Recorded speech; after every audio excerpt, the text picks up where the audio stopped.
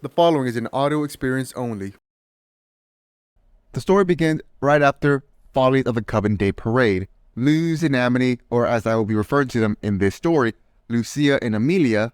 Lucia got some sense talked into her by Amelia and Ida, or in Amelia's case, probably smacked into her. Just like in yesterday's live, Lucia is trying to make the portal to go back to the human world. This time, with some help from Winona and Amelia, Lucia was able to get a portal working, a proper portal working. After going in through the portal, just to properly see if it works, Lucia confirms that this portal does in fact work. Maybe the coordinates may be off a bit because she may be in some Asian cultured area. Whether it's in Asia herself or in Asia town or in some other city, it doesn't matter. Lucia can just use her phone and use the GPS app to find out where she is. After some planning, Amelia goes with Lucia through the portal. However, unbeknownst to them, as soon as they go through it, the door itself collapses on itself, leaving Lucia and Amelia separated from Ida, King, and Winona. As Lucia is checking her phone, she realized that she isn't getting any signal, which kind of confuses her. She's in a populated area, so she should be getting some signal. When Amelia turns back to where the door is, she noticed that the door is gone. She tells Lucia about it, and Lucia is kind of freaking out that there is no way back to the demon realm. Amelia calms Lucia down and that they should just continue with their original plan, to which Lucia agrees to. So they walk around, trying to get a better signal. As they're walking around, Lucia is noticing that the area that she's in is a school, which kind of makes sense that if she wouldn't get any signal, maybe the freaking school has one of those jammers or something. Either way, they walk around trying to find the entrance to the school. When they find the entrance of the school, they see a girl in a surprisingly different uniform than the other students here. Amelia notices that this girl looks kind of lost, so she decides to ask Lucia if they should ask her for directions, to which Lucia agrees to. They walk up to the girl and ask her if they know where they are. This girl at first looks surprised and asks them, "Wait, you're not from this game as well?" And after she says that, she immediately recoils back, thinking, "Oh no, did I just say that?" To her surprise, Lucia says, "We're in a game? Oh no! I mean, the portal didn't work. Fuck!" Amelia gets Lucia's attention to try to stop her from spiraling again like she did in Follies of the Coven Day Parade. After talking for a little bit, Lucia once again asks this girl if they're in a game, then what game are they? To which the girl closes her eyes and sticks both of her hands out. As the two look in confusion, they see what Lucia recognizes as a command prompt appear in front of her. After a string of texts go by in that window, she tells them that it seems that they are either in a visual novel or a rhythm game, which Lucia has the same reaction as she did before, because both of those games you can't really do any exploiter or something to get through it faster. So once again they stand there for a couple of minutes. After that few minutes has passed, Lucia just asks the girl, "Do you want to sing?" Which confuses both Amelia and the girl.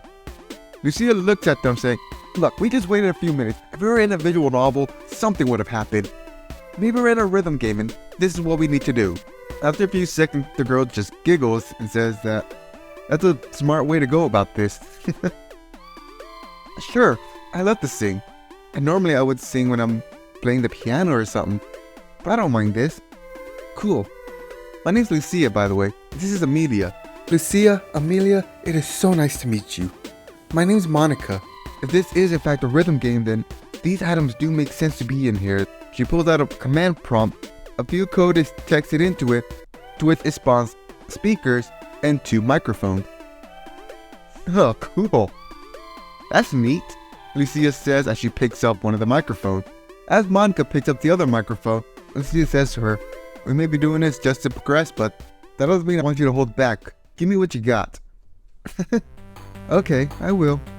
As the two start singing, Amelia hangs out near the speaker and just listening to them sing. She's surprised by Monica's singing voice. She's pretty good with it, but when she's paying attention to Lucia, she's reminded of one of the reasons why she fell for this girl. As the two are continuing singing, Amelia notices a crowd forming around them. However, Monica and Lucia do not notice this crowd, because as they keep singing, the more and more they get into it and the more they start spacing out everything. As they finish singing, Monica and Lucia looks proud of herself. Monica was surprised that Lucia was able to keep up with her, and that she hasn't felt this happy in a while. Lucia says that she honestly didn't get to feel like just a normal human girl for a while either. It's not like that's a bad thing, but it kind of felt good to do this with another human. Monica agrees that it does feel nice to do this with someone real, and she asks if they could sing again, to which Lucia immediately agrees. But before they could start singing, someone else interrupts them. Everyone turns to see who was yelling, with one of the spectators yelling that it's Senpai. They see a man who looks incredibly pissed walk up to them. When he enters the little singing circle, his eyes immediately lock on to Lucia, and he seems to recognize her. You! What the hell are you doing here? Me? Do I know you? Don't act like you don't know me, worm. You never enough making a fool out of me last time. Lucia, I thought you said you haven't been here before. I haven't. I don't know who the hell this guy is. The guy looks over to Monica and notices the mic that she has. He questions how she has his microphone, to which Monica tries to defuse the situation, but the guy isn't giving her any attention. He yanks the microphone out of Monica's hand, points over to Lucia, and states that he's gonna settle the score with this little brat. We will see their senpai's point of view, and Lucia and Amelia's figures would be replaced with a short blue-haired boy with blue jeans, a red shirt, and a white hat, and a girl with red dress, red heel, and long brunette hair. Monica backs away from him as he has the crazy look on his face. Lucia says that if he wants to sing off, then fine. They should be happy beating him in this sing-off. Monica again tries to defuse the situation, but instead, Lucia offers her mic to Monica, saying, "Come on, don't let this guy treat you like this. We can beat his ass real easy." As she says this, Monica stares at her longer than appropriate, and agrees to sing with her. And so, it kind of goes back and forth with Senpai, Monica, and Lucia, but really it's more Monica still trying to defuse the situation with her verse, but still might get some jabs at Senpai, while Lucia is going balls to the walls with her lyrics against Senpai. Amelia, who's still on the sidelines, is just enjoying this. As they finish the song, Senpai once again is extremely pissed. The fact that this girl, who not only stole his mic, but is teamed up with this worm that humiliated him last time, he is not going to take any chances of him. Because Monica walked up to him at the end of the verse, when he's about to go up to Lucia, Monica tries to stop him, but he just pushes her out of the way, causing her to land on her butt. At this point, Lucia is done playing around. She throws her mic and is about to go over to her backpack that Amelia has, but as she turns, she sees Amelia holding her bat, and she tosses it to her. Lucia catches it and is ready to swing her bat at Senpai, but with Monica, she just laughs this off. Amelia just looks at her with a confused look. She notices that once again, Monica has the command prompt pulled up. Everything starts to go glitchy, to which Lucia notices that first with Senpai. When she looks around, she notices everything else is looking glitchy, and when she looks at Amelia, she sees her as well looking glitchy. She runs to her, but as soon as she reaches her, everything goes black. There. No more distractions. What just happened? Amelia! Don't worry about her. Come on. Let's sing again. Shall we? Huh? You bitch. Answer me. What did you do to her? Hey, let's not worry about her, okay? Come on. I have a very special song I want to sing. I'm not singing shit with you until you bring back my girlfriend. Girlfriend? One more song. Before Lucia even has a chance to respond, Monica starts singing. When the screen comes back, we would be in the same classroom from the Just Monica phase in DDLC, with Monica being gigantic and is sitting at the desk, while Lucia is smaller but on the desk. But as Monica's singing, Lucia reaches into her jacket, but is surprised when she doesn't feel what she's looking for. She looks around her person again, but she doesn't find what she's looking for. After taking a moment or two to think on what to do now, she hawks up a loogie and spits on the desk, and starts drawing with said spit. Monica looks at her with some disgust at what she's doing.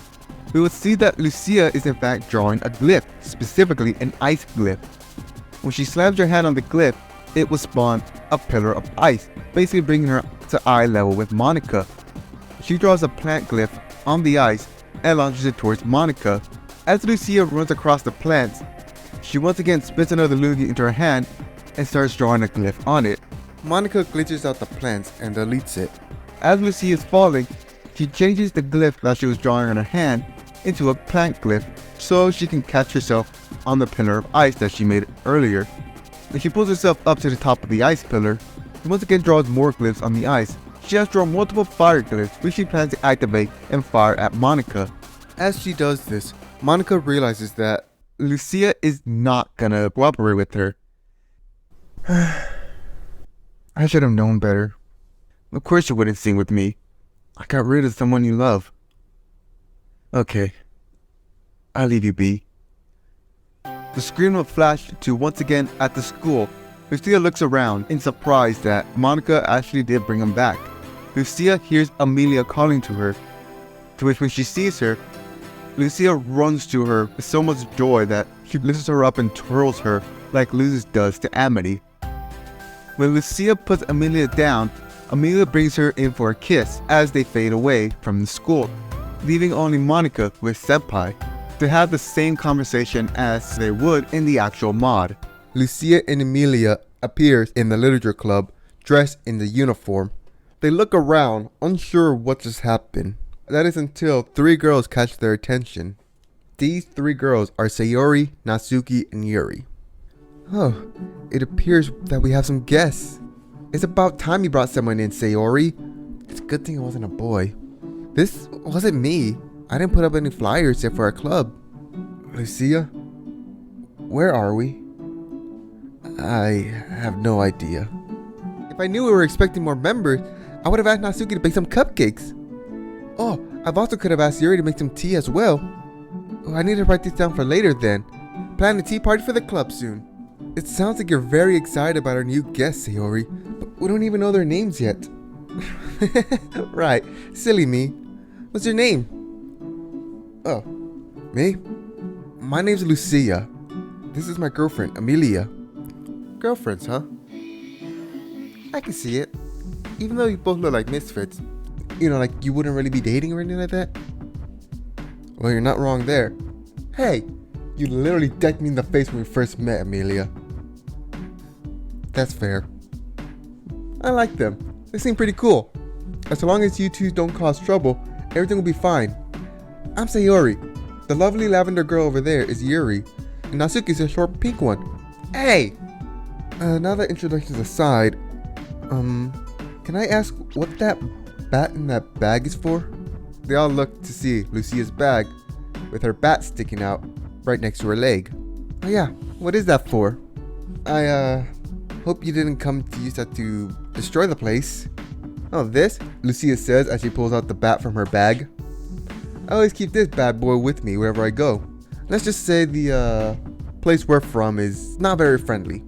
Wow, that sounds like a smart idea. No, never mind. A beat hangs for a bit as Lucia takes in what Natsuki stops herself from saying. Look, we're not here to join any club or anything. We don't even know where we are. We just want to go home, okay? Amelia's right. We had a run-in with somebody and now we're here, so if you can help us, that'd be great. Oh, really? Where are you from? I hope it's not offending you when I say this, but are you perhaps from America? You look Western. Yeah, I'm from Connecticut, actually. And Amelia, she's from New York. New York, huh? From what I've heard, that place isn't really friendly. Well, we can't really help right now, but with some time, we could definitely help you. In the meantime, you can still be part of the club. You know what? Forget planning that. We can have this now. Have what now? The literature club party. I know what we can do. We can all go out and bond with each other. You know, like go to like a arcade or something like that. That'd be so great. I don't think that's a good idea. Come on, Yuri. It'll be fun. We all haven't hung out in a while. That is a good reason. And it's settled. The literature club party on way. Banzai! As the girl leaves the classroom, Lucia and Emilia follows behind them, all the way until they reach an arcade. The arcade is basically like a Dave & Buster's or whatnot. Throughout the party that the club is having, Lucia and Emilia grows closer to each of the girls. With Sayori, they are seeing that she's such an hyperactive type of person and that she can radiate sunshine. Lucia's a little bit jealous of Sayori because she remembers when her mother said that Lucia used to do that as well. But now look at her, feeling sorry for herself because of the life that it seems that society has given her. But when she looked at what she gained from that, a second mother in Ida, a little brother from King, her best friend and wingman Winona, and her girlfriend Emilia, she honestly would not trade it for the world. So because of that, Lucia and Sayori gets along very well. Emilia can see that Lucia has a lot in common with Sayori, and honestly it kind of warms her heart to see her girlfriend like this. It makes her wonder what would have happened if they met a lot sooner, when Lucia didn't really have hate in her heart, and Emilia just wasn't broken by her mother. Will Lucia be like Sayori, just radiating sunshine like this? She doesn't dwell too long on the what if, but it's a nice thought that she likes to have. And if seeing her girlfriend like this, even if it's just for a moment, it really is nice. When it comes to Natsuki, Lucia and Emilia are basically seeing that, yeah, Natsuki is basically like them, and Natsuki will most likely thrive in the boiling aisles. When it comes to playing fighting games, she's definitely like a hardcore gamer. She'll shit talk you so much, she'll mock you, heck, she'll even blame her stupid controls whenever she loses. But above all else, when it comes to the game, she is really competitive. And that is something that both Emilia and Lucia are very fond of. They can easily see Natsuki being part of their friend group with Winona, especially with mocking her with her height and cuteness, which they learn pretty quickly that Natsuki absolutely hates being called cute. When it comes to Yuri, they try to get along with her throughout the arcade, but Yuri isn't really having that much fun when it comes to the arcade. Yeah, she does like playing like the more puzzle-esque game, but that's really all the closest they can get with Yuri. They know that breaking down Yuri's wall is definitely going to be the toughest one. And Sayori is noticing this too, so she comes up with another plan. She gathers the club into a room in the arcade. You see, wasn't that fun, everyone? I gotta admit, this was a pretty awesome day. I'll say. Especially what I had to go through earlier. This is a great way to unwind. So I did a good job then. I'm so happy to hear you two enjoying yourselves. It is my duty to make sure everyone in the club has a bright, happy smile. After all, I am the club's president. Lucia and Emilia notices a glitching effect happening as she says this. At first they thought they were just seeing things, but they kind of keep that in the back of their mind for later. I feel like the last thing we should do before we calling it a night is do some karaoke. Karaoke? No way! I've always wanted to do this. What's karaoke? You don't know what karaoke is? Should I? Karaoke is when you sing a song without the lyrics playing. Oh, so that's what it's called here. What, is it called something else in New York? Don't worry about it, alright? Lucia says as she leans over to the three. She's a rich, privileged girl. I am anything but privileged, and you know that. I know, I'm just messing with ya. As they released the group to one of the karaoke rooms, we would cut back to Monica and Senpai, who has just finished a song that they would have played in the original mod. Not only had Monica and Senpai have sang the same song that they would have in the actual mod, they would also have the same exact conversation. We would cut back to the group in a karaoke room with some food on the table and Sayori going up with a mic. Sayori hands Lucia a microphone because the song that Sayori chosen is like a duet. Emilia chose not to sing Lucia for the song because of the comment that Lucia had made. She isn't hurt by the comment, she's mainly doing this out of spite. And so Lucia and Sayori start singing this song together, and Natsuki and Yuri are kinda in awe by not only Sayori but with Lucia's singing voice as well. Emilia, seeing these two in awe, gives them a shit-eating grin that says, "Yep, that's my girlfriend." While Lucia and Sayori is singing, for a brief moment, Lucia and Emilia would see Sayori being hung from a rope, which startles the shit out of them. They look around, and Lucia and Emilia notices that the rest of the group are acting like nothing happened. They look to each other with a kind of concerned face that says, "Did we just really see that?" Lucia turns back to Sayori and she has a concerned look on her face that says, "Is everything okay?" Lucia shakes her head and continues singing, with Sayori following her. As the song ends, Sayori goes to her seat and picks up a drink. Natsuki and Yuri are praising Lucia for her singing, as well as praising Sayori for her singing as well. Sayori says that Natsuki should go up there too, and Natsuki is kinda hesitant. Come on, shorty, if you need someone to hold your hand, I can do that. Hey, don't call me that. I don't need your hand. I can sing on my own. Really? Because unless I was mistaken, didn't a couple of people mistake you for like a middle schooler or something? Shut up! Aw, look at her. So cute. Ah, stop it! I am not cute! Sayori, give me that pad. I'll show you that I'm not cute. Would a cute person choose this song? As she selects the song, she picks up the mic and goes to the front of the room, with Lucia following her. As they start singing, Lucia and Emilia are just giving Natsuki a shit-eating grin, because the song that apparently Natsuki is choosing does sound pretty adorable. But once the beat drops, it surprises them by how hard it is, to which Natsuki starts giving them a shit-eating grin. But Lucia just gives her another grin as it says, alright, I'll play along. And so they go back and forth with this song. Sayori and Yuri are just staring at Natsuki with awe when it comes to the song. To them two, Natsuki did break their expectation. As her singing comes to an end, Natsuki is starting to look a little sick. I think I went a bit too hard on there. I'm gonna sit down. Don't push yourself too hard, Natsuki. Come on, just rest for a bit. Yeah, that sounds like a good idea. Sure you're gonna be alright? Yeah, I did have fun though. I was right about you. You really are just like me. Yeah, honestly, I think you would survive where me and Emilia were. Yeah, I heard New York was pretty rough. I'm kinda used to being roughed up. Lucia and Emilia hears her. They both share a concerned look. Well, Yuri, looks like you're the only one left to sing. Me? What about Emilia? Oh, that's right. Come on, babe. What did I tell you about calling me that? Come on, babe. Come sing, babe. Keep calling me that, I won't sing. Fine. So, Yuri, what do you say? You gonna sing or what? I know you can do it, Yuri. I bet you have one of the nicest singing voice out of all of us. Oh my. First having to read my poems out loud to the club, and now this?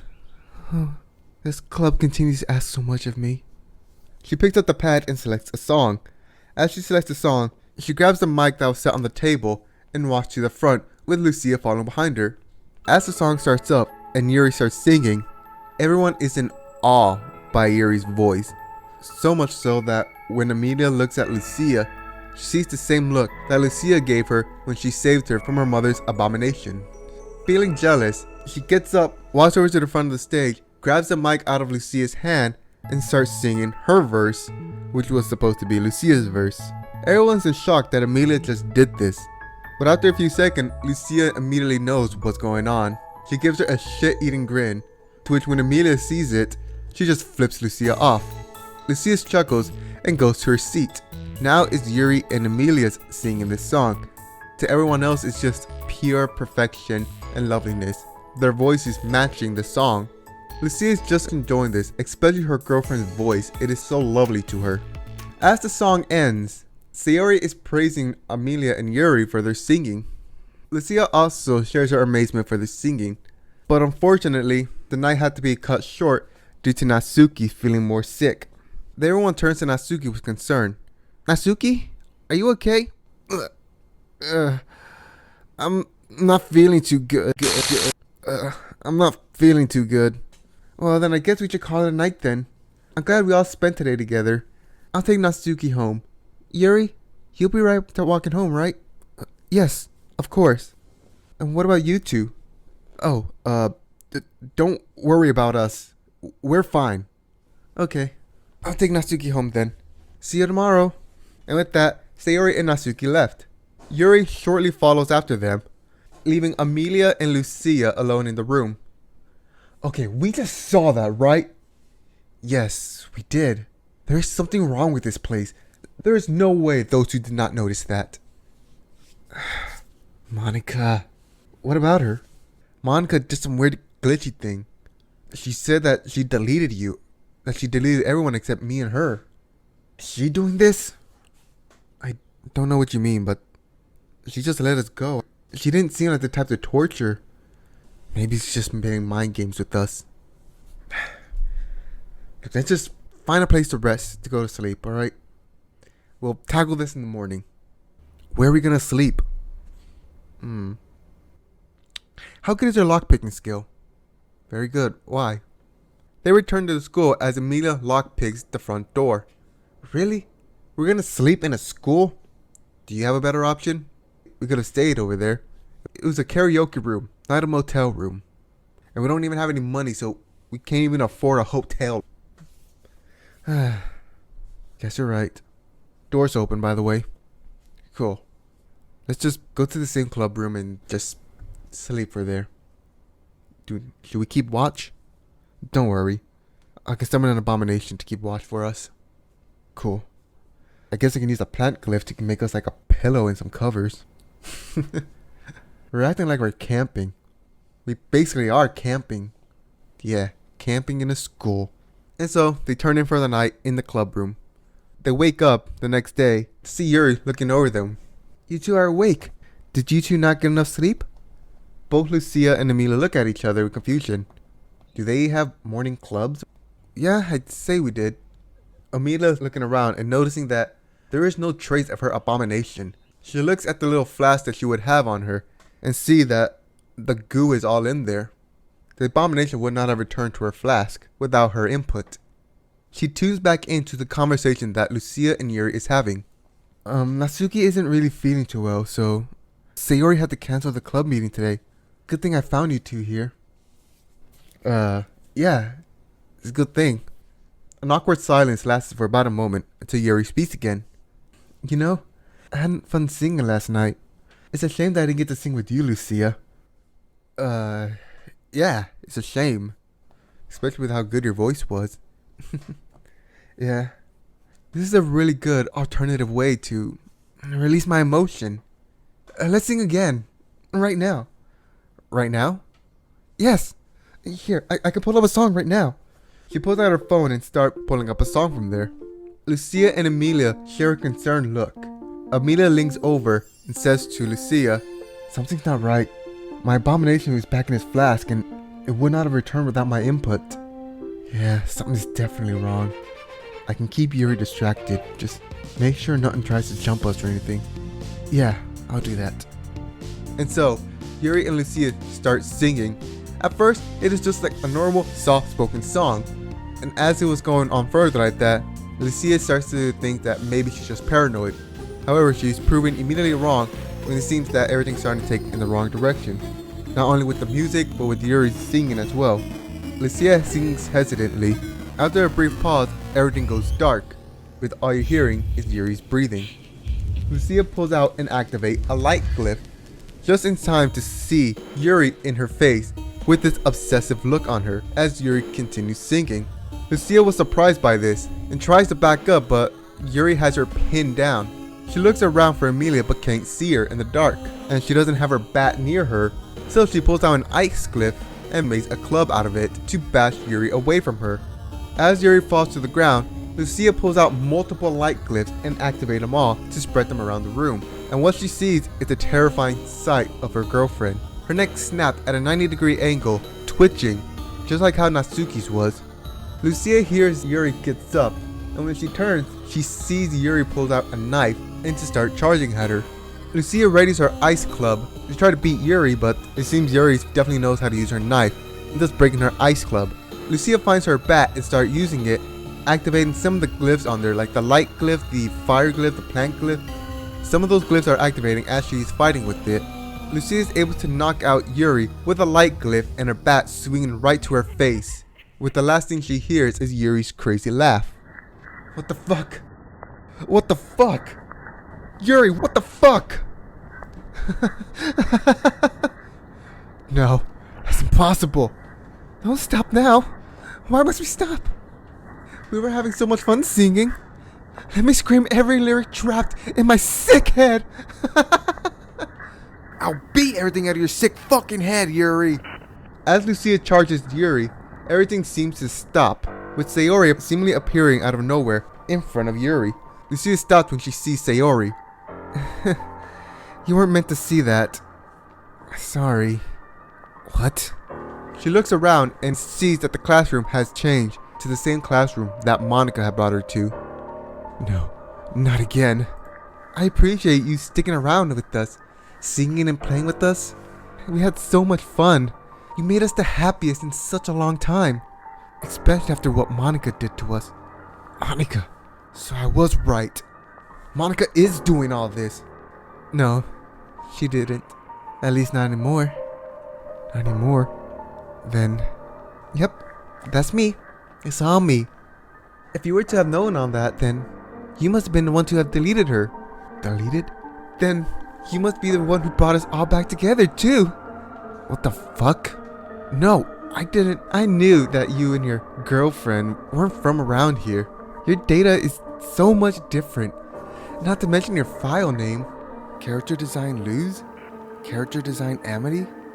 Shut up. Shut up! You two never really existed until just a few moments ago when we first met. Could you have done the impossible?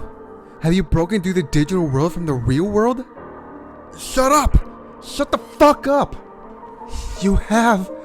You defied all logic and science. Just for us. You used your magic just for us. You made us so happy. Now that you're finally here, we can all be happy together. We can play and sing together. Forever. No. Forever. Amelia.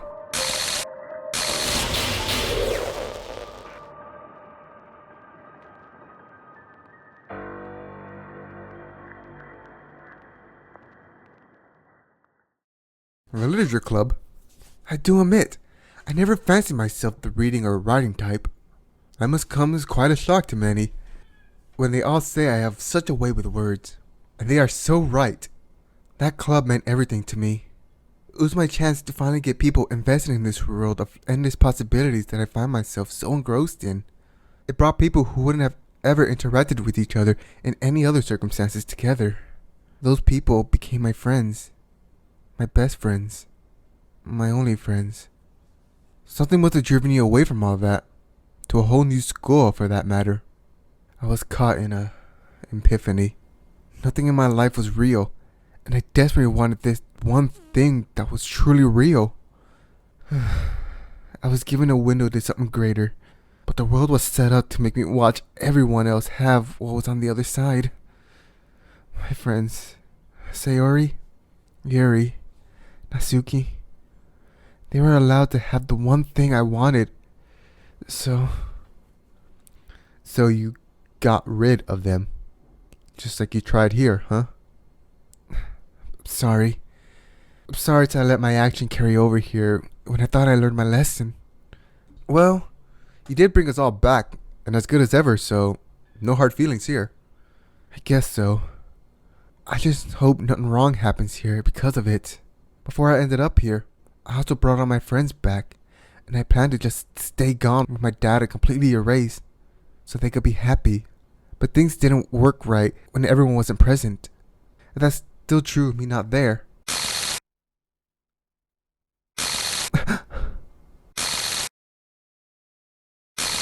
I made a mistake. Monica? What's happening to you? This is bad. I gotta... What's Lucia doing there? Damn it. I don't know how she and her girlfriend got there, but my friends are acting like this. I gotta fix this. Somehow. What in the fresh hell is this? There's gotta be something. Something. If my character data is acting up too, even from here, then there's a chance that I still have some residual data over there. Maybe if I just try this. And just like that, the only one to ever truly intrigue me has left in a flash. Woe is me. What am I saying? This shit sucks! I made a mistake. I gotta fix this. Somehow. Wait, that kid is there too? Damn it. If my friends are acting like this, This is really bad. If my character data is acting up too, even from here, then there's a chance I still have some residual data over there. Maybe if I just try this.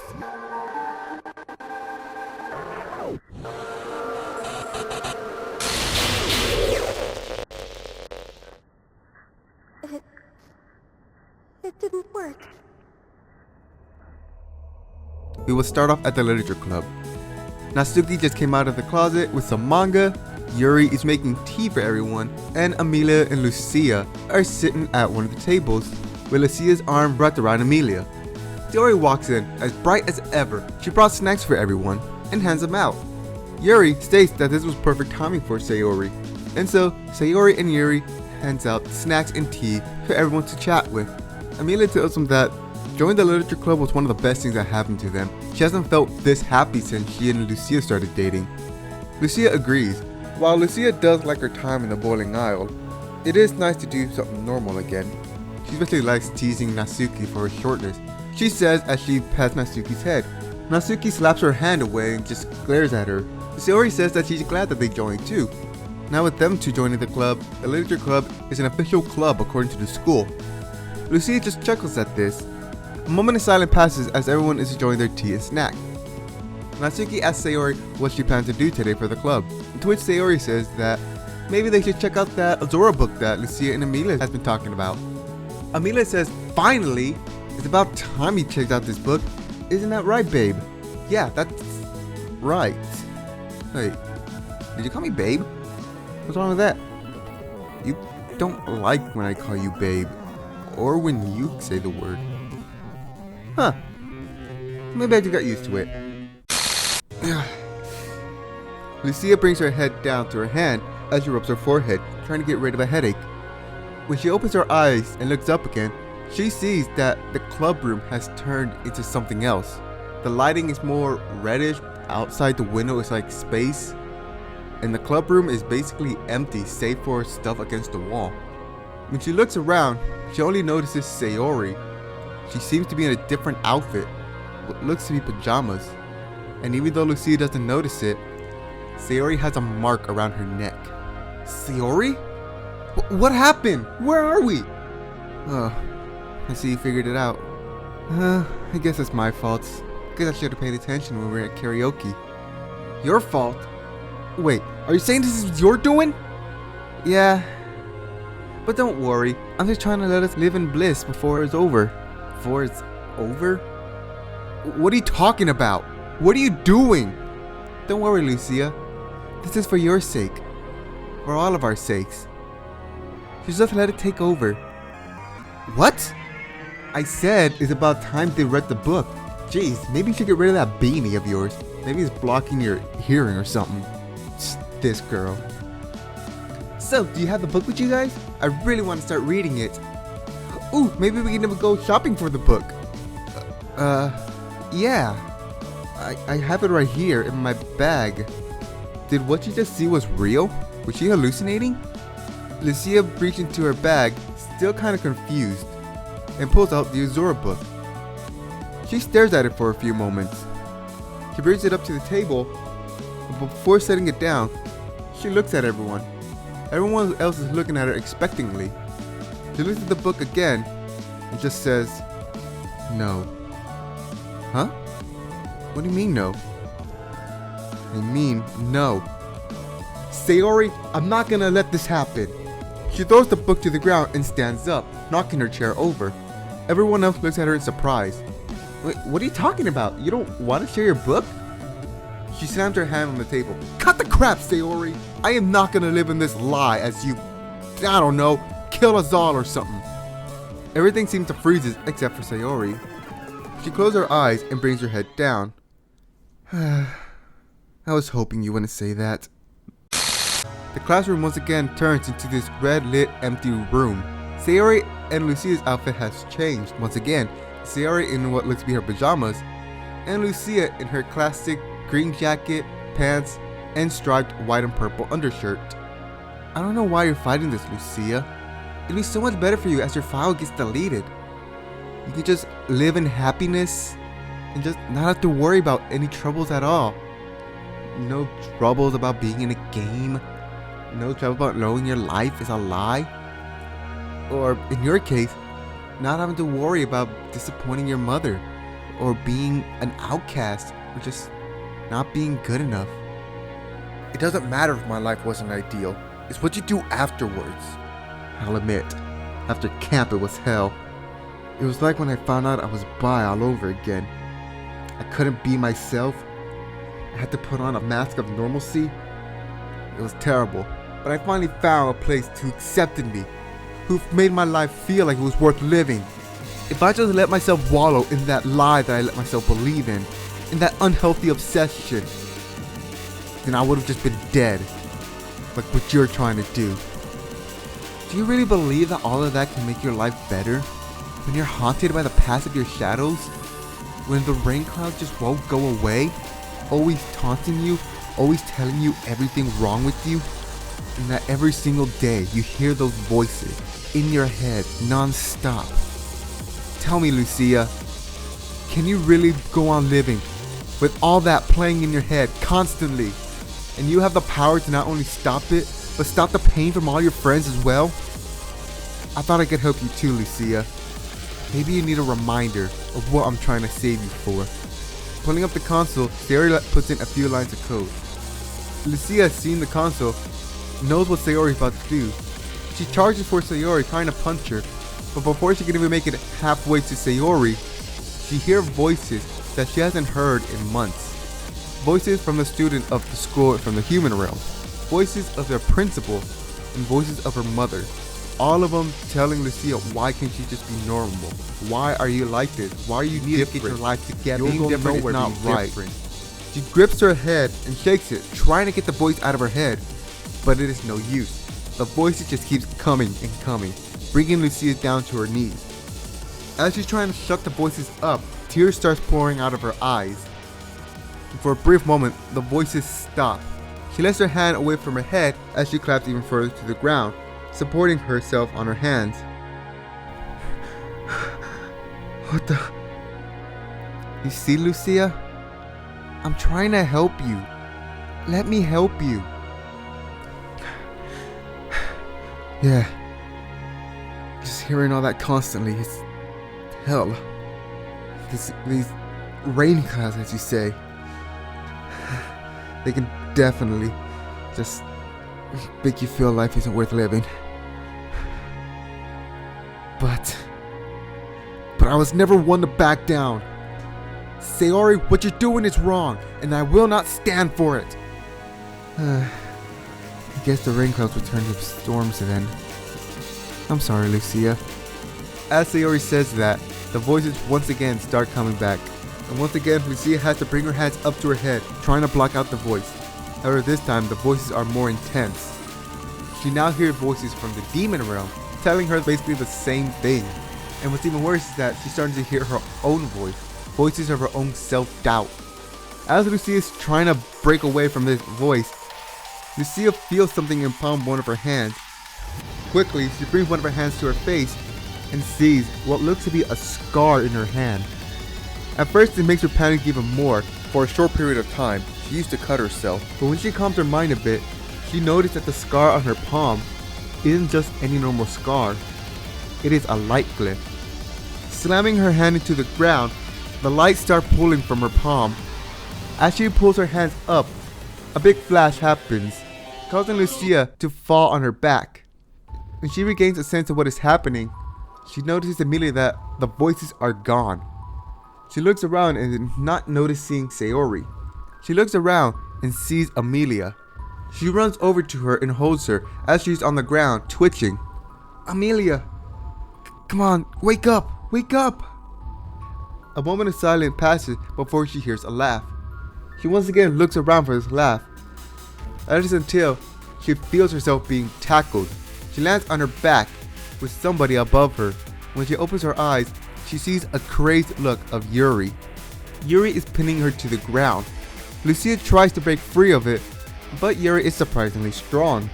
Noticing that her foot is free, she brings it up and kicks Yuri off of her. She rolls on her back to get away from Yuri. As she stands up, she looks around for her bat. She looks up and sees Yuri charging at her with a knife. She's able to dodge the strike. However, Yuri immediately swings back at Lucia. She's able to prevent herself from getting stabbed in the head, but not without taking any damage. She outraised her arm to try to block it, which she did, but ends up getting cut in her arm.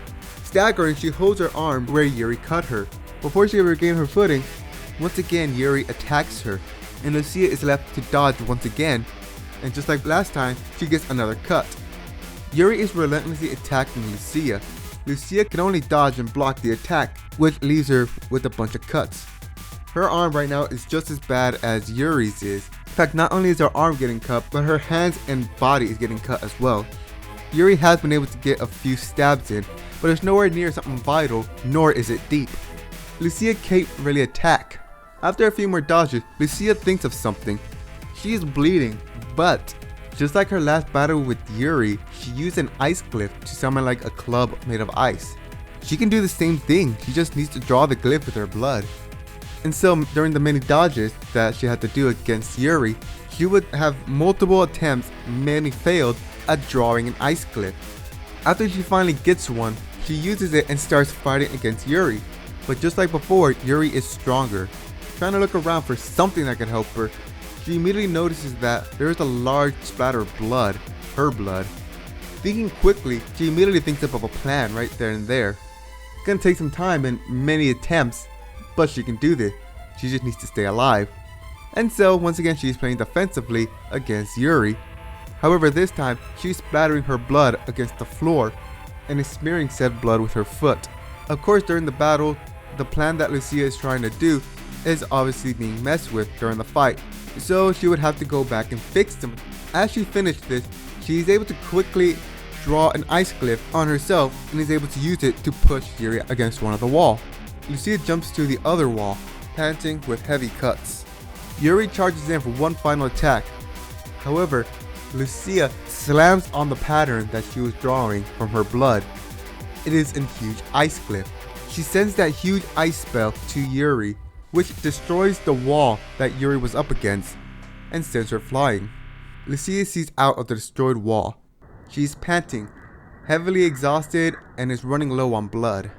She notices that where the wall was destroyed, it is starting to look glitchy. She isn't able to register that before she collapses from blood loss. What? Why isn't this working? Come on. Okay, calm down. Calm down, Monica. Think. What did you learn from messing with the files?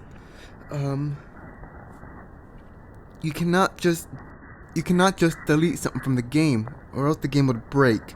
You cannot just add something to the game because it cannot connect to the game.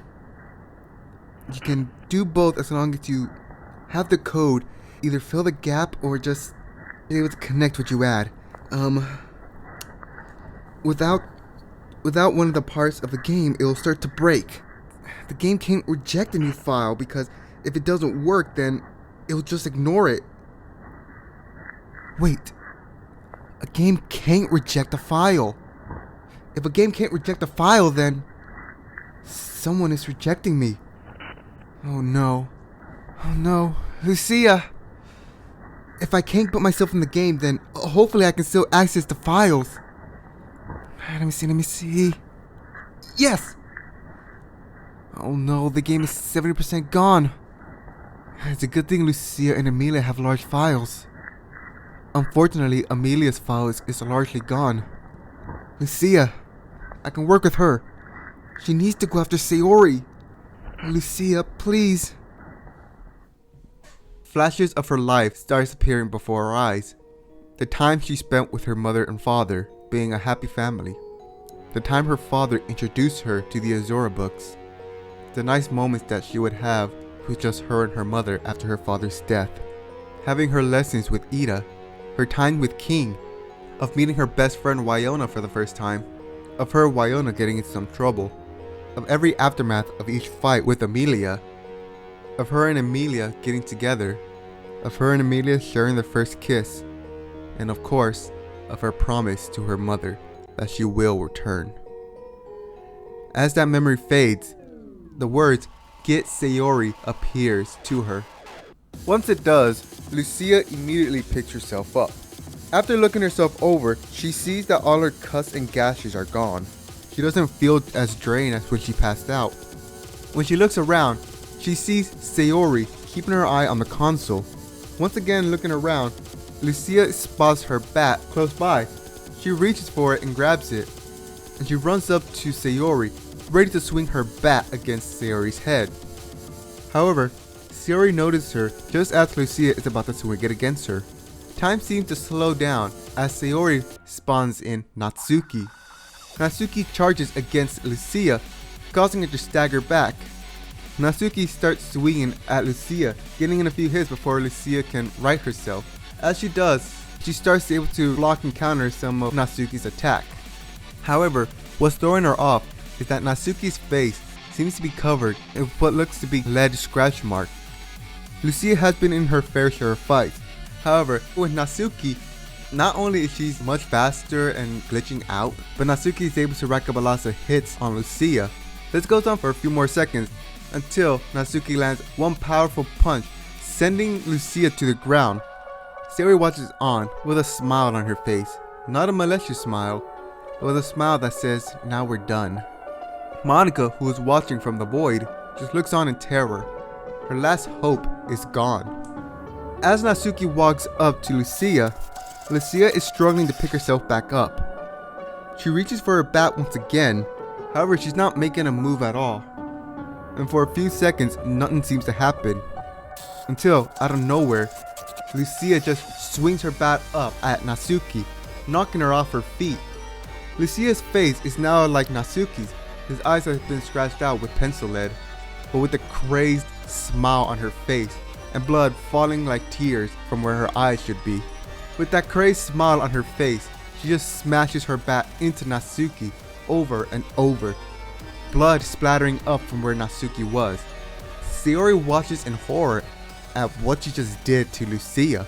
Monika, who is watching from the void, is also surprised at what happened to Lucia. After Lucia finishes bashing Natsuki's head in, her head snaps to Sayori, who flinches in surprise. Lucia dashes towards Sayori, trying to smash her head in, but Sayori is able to dodge and block any attacks from Lucia. While this is happening, Monika is trying to once again force herself back into the game. However, it seems Sayori is still having enough attention to keep her out. This isn't enough. This goes on for a few more moments, till Lucia drops her bat and once again brings her hands up to her head. She's frantically moving, trying to get any voices out of her head. Sayori steps back as she sees what is happening. This means Lucia's data is almost completely gone now. Lucia tries to shake the voices out of her head for a few more seconds until she seemingly just accepts it. She collapses to her knees and brings her head down, accepting what happens next. Sayori walks up to Lucia and puts her hand on her cheek. "I didn't want this for you. I really didn't. I gave you the option to live in that world I so desperately wanted. A world where nothing bad happens. But it seems you just didn't want to listen. I'm sorry that you had to go out this way." Monika watches on in horror. She can't let this happen. She just can't. Once again, she's trying to force herself back in, but she's being rejected every single time.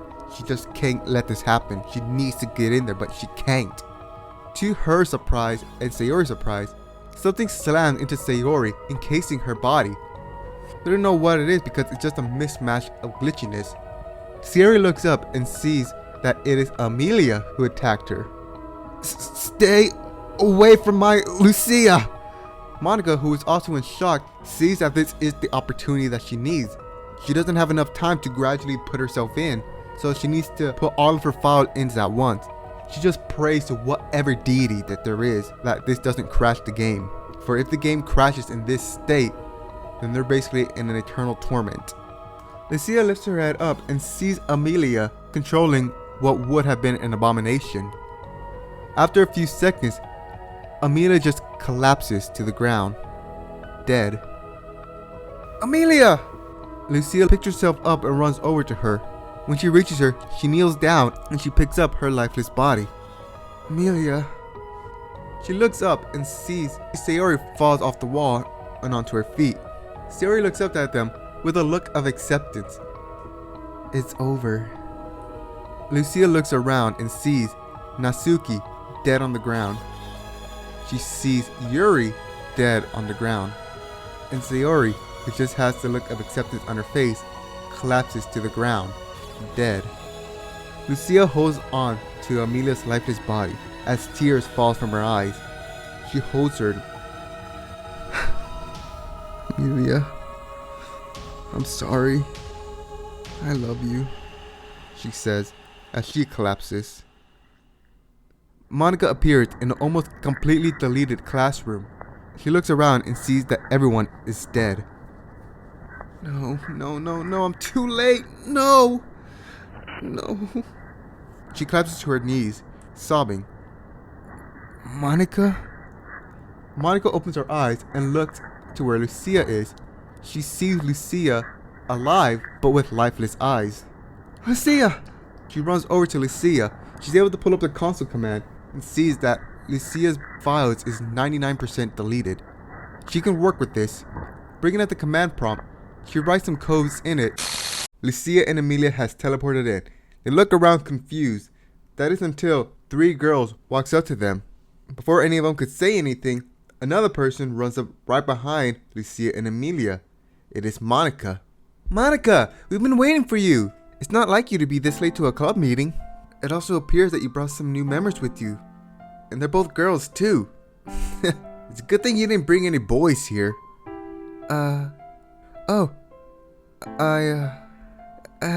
Hello you two. It's been a while.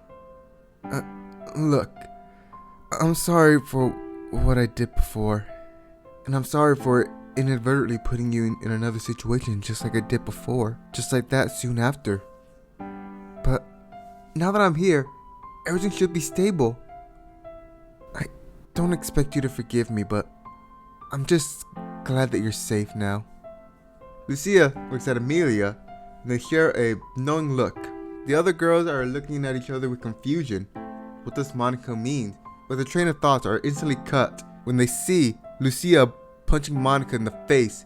Monica falls on the floor holding her nose. When she pulls it back, she sees that she is bleeding. Monica!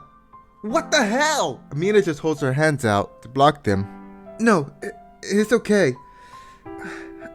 I deserve this. What could possibly deserve you getting your nose broken?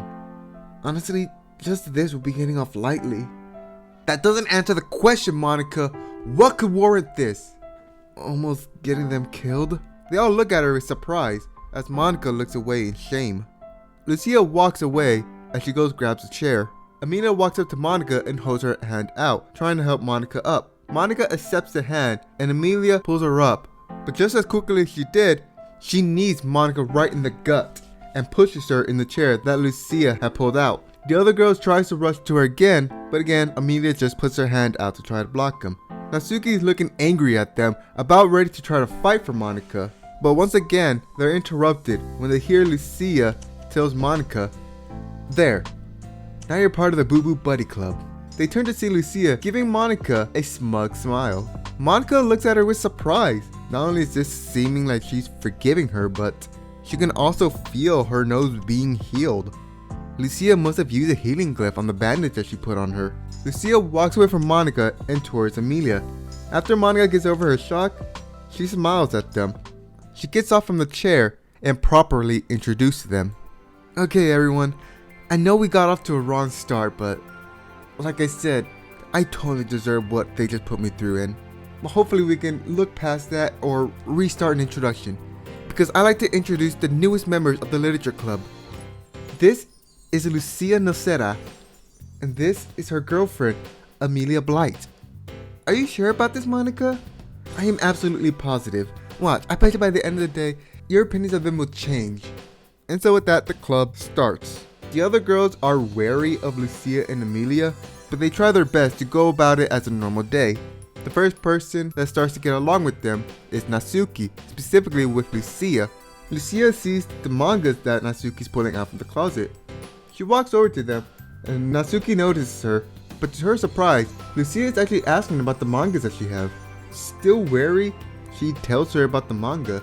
When Lucia pulls one of the mangas out from there, Natsuki is preparing herself for a fight. But when she looks at her, she's intrigued by it. Parfait Girl just looks like a normal Magical Girl manga. She compares Magical Girl to her favorite book, The Good Witch Azura, and so she asks Natsuki about it, which catches Natsuki by surprise. She tells her about the manga and Lucia is actually pretty interested in it. She asks if she can read it, to which greatly surprised Natsuki. She says sure, and so she sits down and reads it. Natsuki tries to read her manga, but she's looking at Lucia and is honestly surprised. She looks like she's enjoying the book itself, which causes Natsuki to smile. Maybe Monika's right. The next person to start getting along with them is Sayori. She sees Natsuki and Lucia talking, and Natsuki is actually looking a bit happy. She's talking to somebody about her genuine interest. Sayori walks up to them and just asks how are things going. Natsuki tells her that we're doing pretty fine. Lucia actually likes Parfait Girls. And Lucia says that, yeah, this manga is pretty good. Honestly reminds me of the Good Witch Azura book. The Good Witch Azura? I never heard of that book. I wouldn't really expect you to. Not only is the book from America, but it's not necessarily popular. I mean, if you like, I can actually give you the book right now. I have it in my bag. Oh, sure, I can take a look at it. To which Lucia opens her bag and pulls out the book. Natsuki asks about the bat that's sticking out of her bag, and she tells her that this bat is basically her main weapon. She tells him that she was from New York before she was here, to which Natsuki just nods, and Sayori says that she heard that New York was kind of a rough place.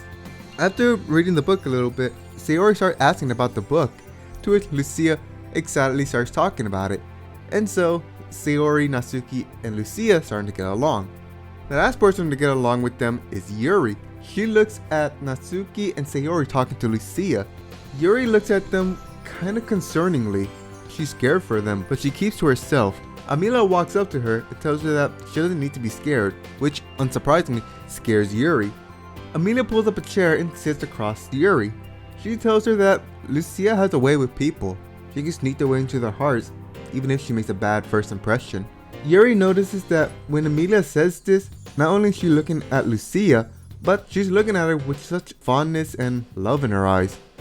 Honestly, sometimes it baffles me how we ended up dating. We hated each other when we first met, but like I said, she has a way of sneaking into people's hearts, and she certainly snuck her way into mine. Lucia says this with a softness in her voice, which calms down Yuri. Yuri looks over to the group talking and says that she kinda knows how that feels, having somebody who may have had a bad first impression sneak their way into her heart. She doesn't look at anyone in particular, but she knows that feeling. Amelia grabs Yuri's wrist and brings her over to the group. Yuri kinda protests, but Amelia just says that they shouldn't miss this, to which Yuri just reluctantly lets herself get dragged. When Monica notices that the group had gathered together, she looks at him with a smile and walks over to them and starts talking with the group. As the day ends, everyone says their goodbyes as they walk home. Lucia, Amelia, and Monica are just left at the school. Lucia and Amelia looks at Monica and asks, well, where are they gonna go? Monica doesn't know because she doesn't have a home. Lucia looks at her with confusion and doubt, but Monica assures her that she doesn't have a home. She was never programmed or written with one, so we can only go so far as what the game originally gave us. But Lucia and Amelia looked at each other. When they turn back to Monica, they says, I don't think that's the case. When you weren't here, Sayori brought the group to a arcade buffet thing. Hearing this surprises Monica. She didn't see anything like that when she was tampering with the files. Lucia says that why don't we check the school's files? Maybe they have something there that you just don't remember. To which surprises Monica. She immediately shuts this down, saying that it's illegal, which causes Amelia to chuckle. Don't worry. She's been taught by the professional, which greatly concerns Monica. When they're in the principal's office, Lucia and Amelia are looking through all the files trying to look for Monica's. Monica's looking around concerned that they might get caught. After a little bit of searching, they find Monica's files, and they say they actually have a house not too far from where Sayori is. So they write down the address, put away the files, and heads over to there. When they reach the house, they find that it is a nice, small house. Not having a key on her, Monica tries to look around, but Lucia just ends up picking the lock. When Lucia is doing this, Amelia just asks why didn't she pick the school's lock when they needed to go somewhere. To which Lucia just shrugs it off, which causes Amelia to roll her eyes. As Lucia unlocks the door, They step in and is surprised by how nice the house is. It's a little lavish, but it's still not lavish enough to be considered a rich house. They look around trying to find anyone, Monica even calling out for her parents, to which nobody's answer. They look around again until Lucia finds a stack of letters. She calls them over to the letter. When they see who sent the letter, they see that it is from Monica's parents. From reading all the letters, they can see that Monica's parents are across seas. They let her stay in the house by herself because this is where her only friends were. They knew she had trouble making friends, so they would have gladly left Monica this house so long as Monica wanted it and she can be happy. Lucia and Monica are surprised by this, especially Monica. A backstory would make sense for Monica, but considering that she wasn't one of the main candidates for the player, having an in-depth backstory like this just would be a waste.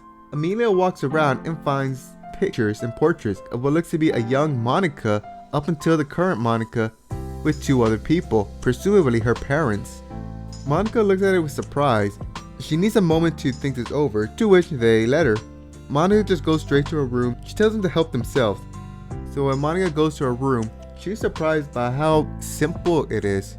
It's not like how it would look for just a simple guest bedroom or anything. It's just a simple room that does have her personal stuff in it. But despite that, she still has some things that she can obviously tell was gifted to her from the girls. Like a small plush cow, most likely given to her by Sayori, a collection of manga given to her by Natsuki, and some calligraphy stuff given to her by Yuri. She lays down on her bed and thinks. About a week or two later, the events of Doki Doki Literature Club starts taking place, with the exception of Lucia and Amelia are part of the club now. As Sayori is introducing the MC, who I will call Michael, it is immediately apparent to Lucia what the situation is. This is a straight up plot point for a freaking harem story, and Lucia calls it out, which surprises everybody. The only one that it doesn't surprise and the only one who doesn't try to defend Michael is Monica. Now Monica isn't defending Lucia, but Monica isn't berating Lucia. The same thing with Amelia, but she just doesn't really care. Stepping out of the story for a bit, unlike in the game, both DDLC and the FNF mod, MC will not be a part of this story. He will not be a part of the group. If anything, MC will be a recurring side character.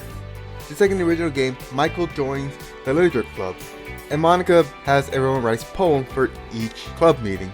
I'm not going to get into the specific of the poem that Lucia and Amelia would have written, but I think Lucia would write something about not feeling like she belongs or something like that, while Amelia will probably write some poem that says, hey, fuck my mother or something like that, to vent out her frustration with their parents. And once again, the situation will start playing out again how it does in the actual DDLC game, with an exception that whoever Michael chooses to help, whether it be Yuri or Natsuki, it doesn't get as sexually charged as it does in the original game, because once again Lucia had pointed out that the whole situation was basically a setup for a harem plotline. So when the conversation ended, Lucia just told everyone just to be careful around him, which is the case. Again, whether he went with Natsuki or Yuri, it doesn't matter.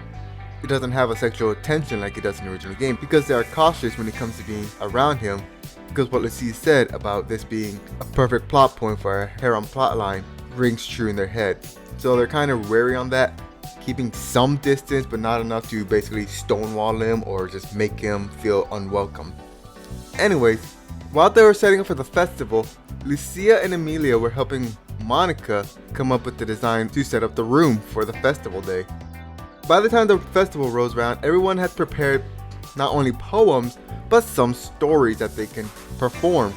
So while everyone's getting ready in the club room to prepare, Lucia and Amelia are just hanging around at the festival, just enjoying their time.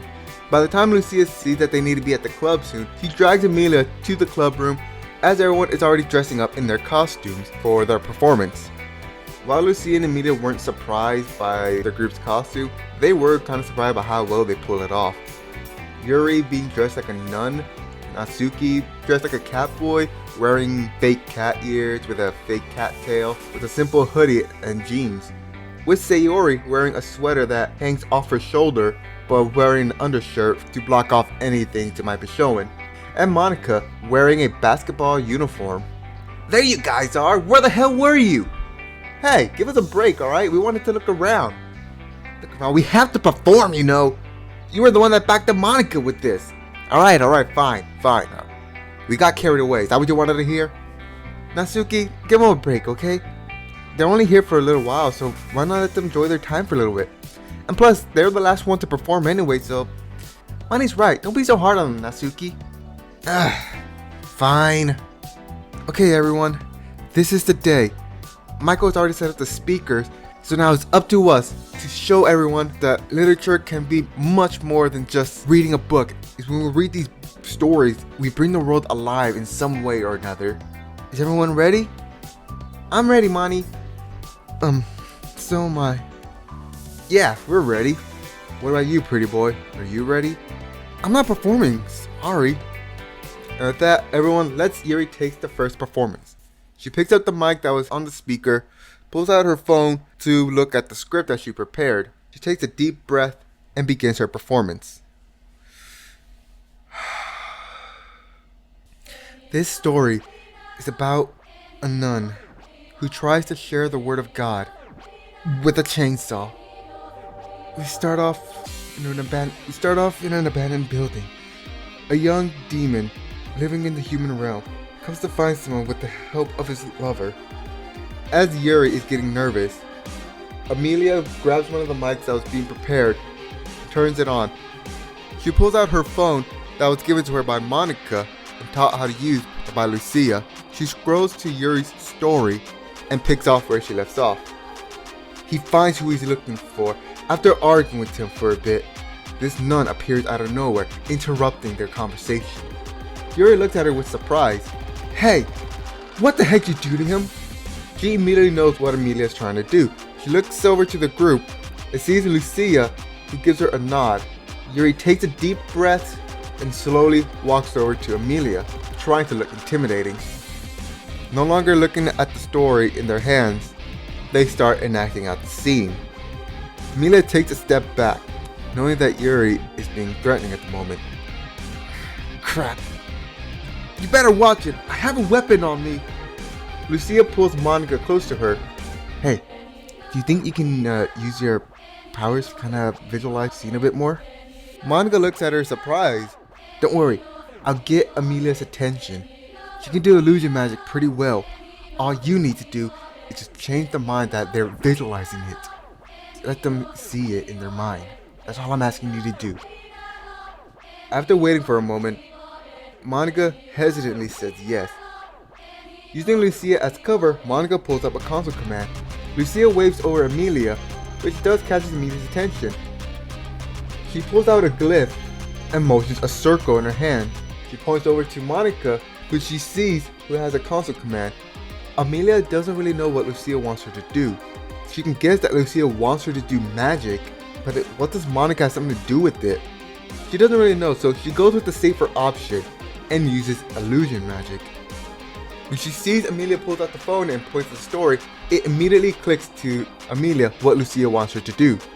And so she pours more magic into the illusion spell, and the scenery changes around them. Yuri now has the chainsaw in her hand as she steps closer to Amelia, and with a quick swing of the chainsaw, Amelia was able to dodge it. Amelia, who too has had to use the illusion on herself, is now dressed in a tuxedo with demon horn protruding from her head. Well, looks like you're not all bark after all. You will meet God! And with that, Yuri once again lunges at her with the chainsaw. Amelia once again dodges the chainsaw attack. She's about to use her magic again to summon Abomination, but she sees Lucia again telling her not to do that, and is doing finger pistol with her hands, trying to simulate using guns. Amelia, who does know what guns are thanks to watching movies from this world, uses her Abomination to make a makeshift gun and casting an illusion spell to make it look like a real gun. With Yuri once again charging at Amelia, Amelia was able to jump over Yuri and fire her gun at her. Yuri was able to bring her chainsaw up to block the bullets.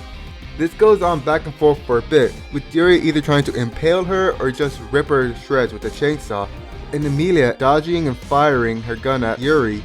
Look, it's obvious that you're some kind of religious nut job, hell-bent on sending me to see God. But How about I take you to meet God with me? This gets Yuri to stop. She looks at her for a bit, thinking, and just gives her a smile. Amelia, who knows that this is where the performance ends, dismisses the illusion just as Monica stops messing with the code. Everything around them goes back to the classroom. The audience that was in the classroom give a round of applause to both Yuri and Amelia. Yuri looks surprised. For a moment there, she felt like she was actually this character. Yeah, she's gone into books like that before, but this felt intense. She looks at Amelia, who gives her a proud smile. She looks over to the group again, who are applauding her. Yuri once again bows to everyone and hands over her mic to Natsuki. Amelia walks back to the group, handing the microphone back to Michael, just as Natsuki is introducing herself and her performance. She admits to everyone that she chose to perform this story because the cover was just that of a cute cat. And so she tells the story of an arcade owner who is proud of not only the arcade that he managed to keep in business in this time of age, but who just so happens to have highest score in DDR. One day his friend and his girlfriend walks in, supposedly on a date. Seeing how he was close friends with this guy, he jokingly hits on his girl. His friend knows that he's joking, but he does get a little protective of his girl. So to showcase both that yeah, he knows that he's being playful, but to also showcase that not to hit on his girl, he challenges him to his favorite game, DDR. The arcade owner gladly accepts, even making a remark saying that if he wins, he gets his girl. His friend just rolls his eye as they start up the arcade machine. They go back and forth on this DDR machine, going for 3 rounds, both of them seemingly at equal strength. However, the arcade owner, knowing that his friend is taking this very seriously, decides to throw him a little bone and give him the win in the last round. The arcade owner congratulates his friend, but his friend knows what he did. He gives him a smile, playfully punches him in the shoulder as he continues his date with his girlfriend. Everyone gives a round of applause to Natsuki. Natsuki hands over the mic to Sayori, who does her performance about a girl who was once promised to be with a boy forever. However, this boy seems to have broken his promise and prefers to be with another man who, according to this girl, shot up a school. But according to the boy that she loved, he was framed. They manage to meet again at a train station, with the boy seemingly to be running away from his parents. She tries to convince her childhood friend to stay with her, to not break their promise, but he just can't fulfill that promise. If that promise means staying with his abusive parents, being forced into a life that he does not want, he cannot keep that promise. He still wants her in his life, but he cannot be her lover. This girl tries everything she can to try to get him back to her, to not break her promise. During Sayori's performance, Lucia has a flashback of her and her mother out in the rain in the human world, being a projection from the lights of the headlights of her mom's car. She explains to her mom that she did not run away because of her. Yeah, everything else sucked, but if anything, it was everything else. Yeah, it hurt that her mother wouldn't really stick up for her anymore. It hurt immensely, but her mother was not the sole reason she ran away. She couldn't tell her mom everything as she was being pulled away. Her mom desperately wanted her to stay, but Lucia can't make that promise, at least not right now. So her mother asked her to make a promise that when she makes a portal back to the human world, that she will stay. Lucia tries to get a word in, but her mom is pleading with Lucia to stay. As she's being pulled away, she looks at her mother's teary eyes and says that she will stay, as tears start rolling down from her eyes. The flashback fades as Sayori finishes her performance. Amelia notices that Lucia was crying during that. She asks her what was wrong, but Lucia just tells her that it's nothing to worry about. But her girlfriend will not accept that. She lets it go for now, but will badger her later. As Sayori hands over the mic to Monica, Monica brings her hands up to Sayori's face to wipe away the tears that was falling down from her face. Sayori didn't even notice that she was crying, but when Monica does this, it surprised her. After a few moments, Sayori just looks at Monica thankfully. Monica once again gives her a smile as she takes the mic and heads over to do her performance. Before Monica takes center stage, she turns over to Lucia and asks if she can help her. Lucia is surprised by this, but she absolutely agrees. As Lucia walks up to the center stage with Monica, Monica introduces herself to the audience and says that she's doing something a little bit different. She actually wrote a song and explains that literature is not just about stories or poem, but music can also be part of literature as well. Lucia immediately knows what Monica's planning with this. After all, when they first met, they did sing. So Lucia pulls out her phone and looks for Monica's documents. And when she finds it, she sees that yes, it is in fact a song. When she scrolls to see her verse, she actually sees that yes, there is some basic verses there, but at the beginning of each one, in parentheses, it says, these are a base for you to use. Do and say whatever you feel is right and organic. Monica gives her a wink and does her performance. Contrary to her outfit, which is more of a basketball player, her song seems to be more about a robot. While does like to play basketball, it's more just about the robot itself and who he is as a person. When it comes to Lucia's verse, she does follow the notes that Monica has, but seeing that in the first verse that Monica sang was more about the robot and who he is, Lucia immediately knows that yes, this works for her as well, because for a while she just had a hard time figuring out who she is. So it came naturally to Lucia when matching the verse that Monica gave, and with Monica it was more natural than she thought when it came to the song.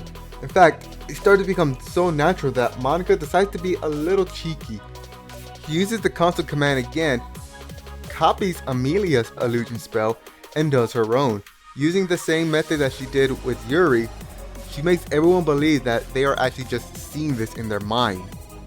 But to Monica, Lucia, and Amelia, it is all real. Monica's appearances has changed. She's still in her normal school uniform. However, Monica herself looks different. She still has that normal high ponytail, except the what they call hair vents isn't there, and her bangs are more split in the middle.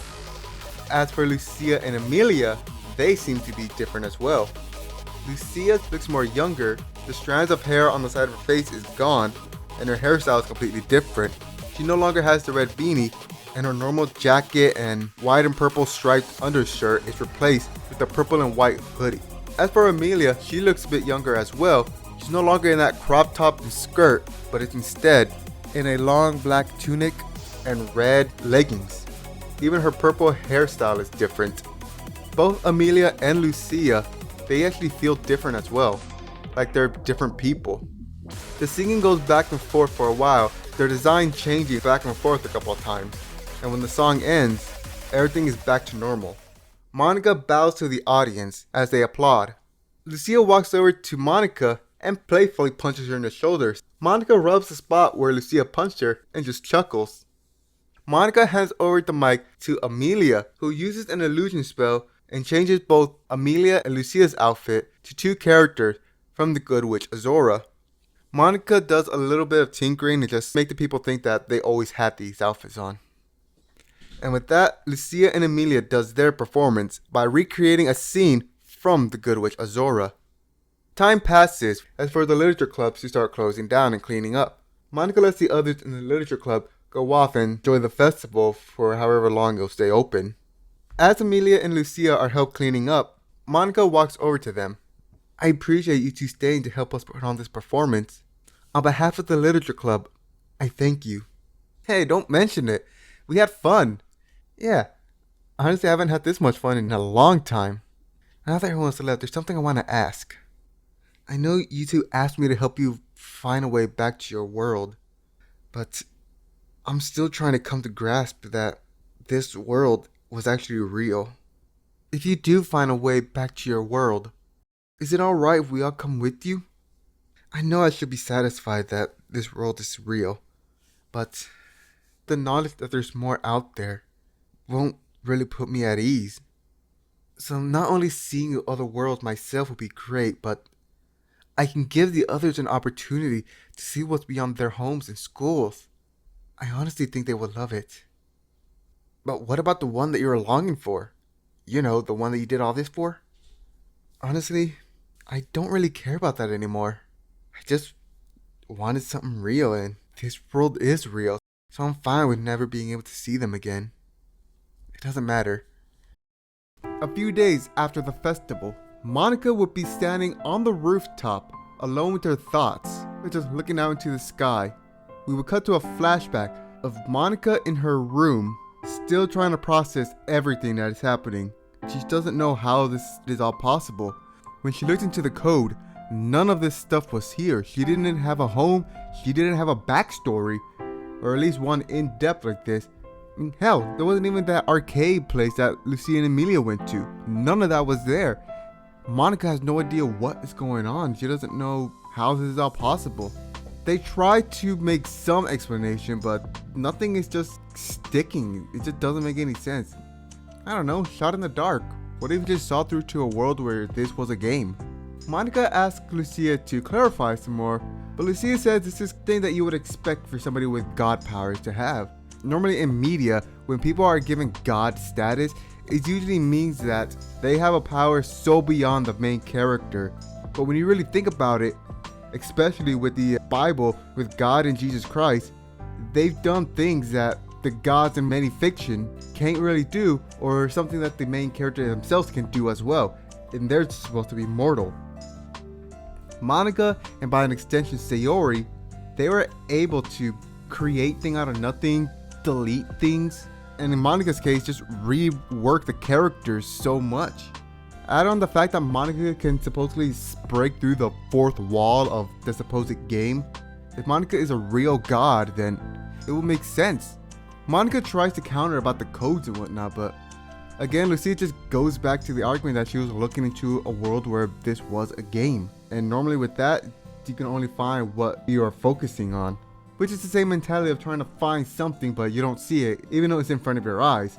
Emilia tries to chime in about Monica's console-like ability, but again, Lucia just says that this is probably just how her power manifested. They try to ask more information, but Lucia just doesn't have all the answers. She just tells them, I don't fucking know, I'm just spitballing ideas here. And yet you're the one that's coming up with all the answers. We're dealing with someone with god powers, Emilia. It's gonna be hard to figure out what exactly her powers are, but yet you still seem to know about it all. Fucking, I don't have all the answers, Emilia.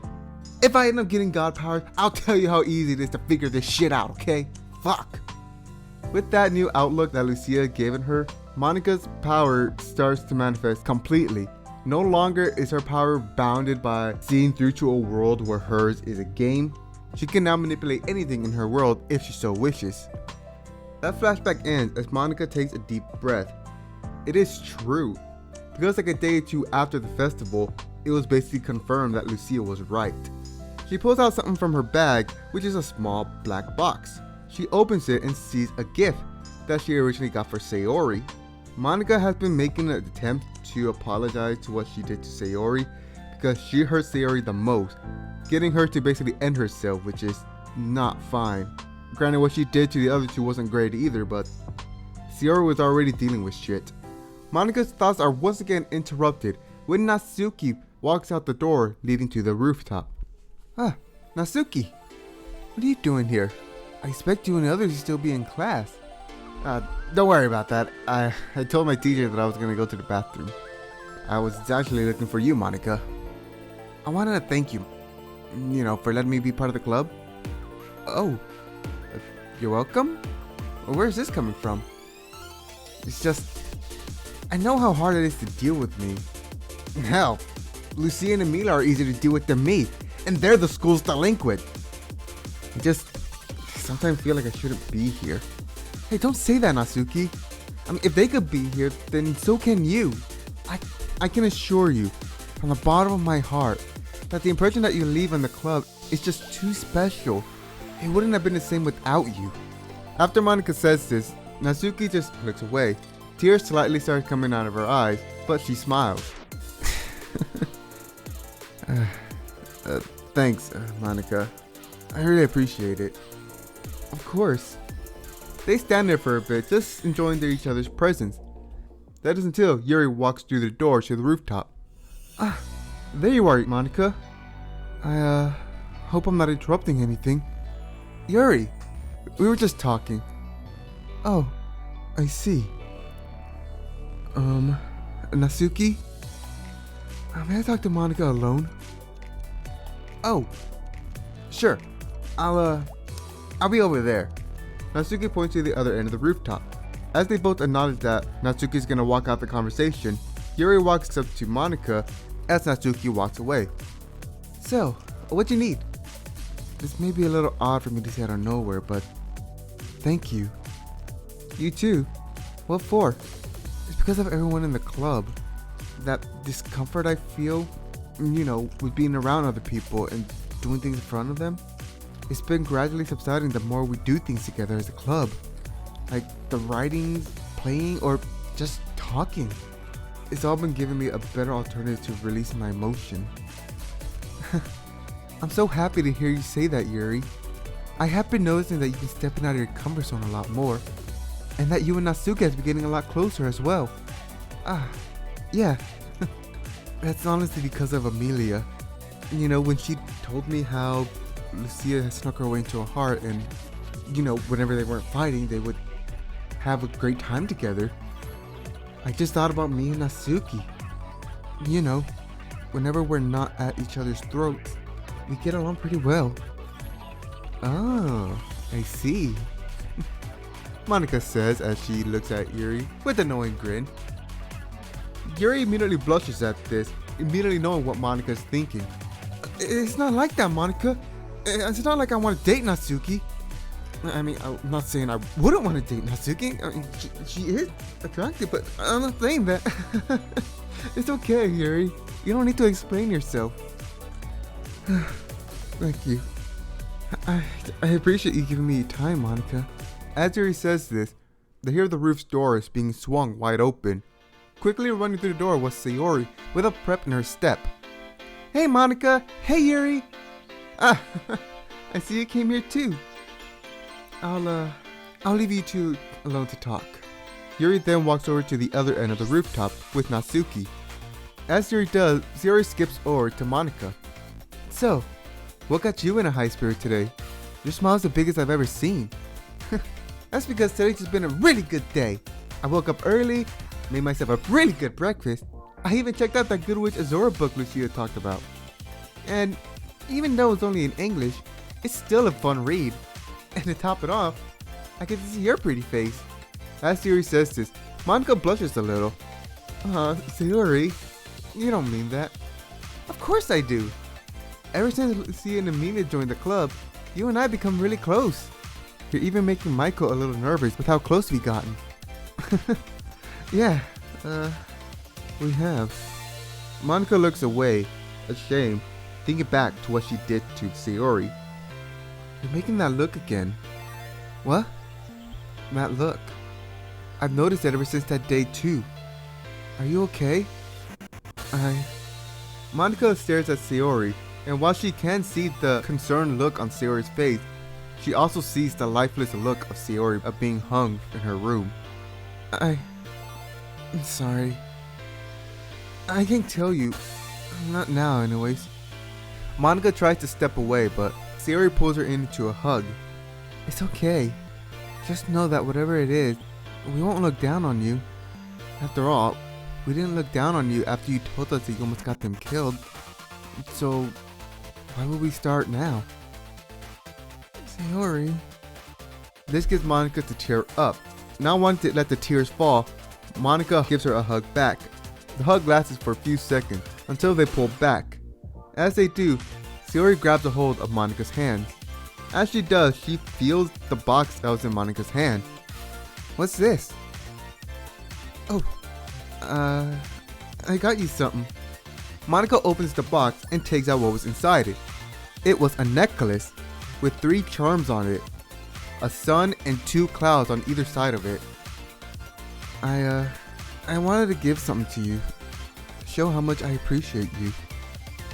Sayori's surprised by the gift and smiles at it, which actually makes Monika's heart flutter. Sayori turns away, which kind of confuses Monika, but she turns her head slightly to look at Monika and asks her to put it on her. Monika gladly does, as she hooks it around her neck. Sayori once again thanks Monika for this gift. Their moment is interrupted when Natsuki butts in. Ha! Gay! Natsuki? What? I'm just saying, it was freaking gay.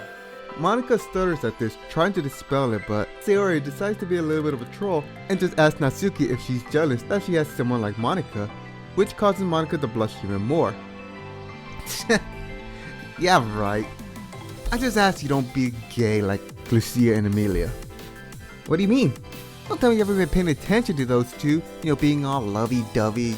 They may be delinquents, but they're even more fruity than the fruitiest of fruits. The other thing back on this, only to realize something. They've only ever seen this when Natsuki was around. Natsuki? They're not normally like that. Yeah, I think they're mainly doing that just to annoy you. What?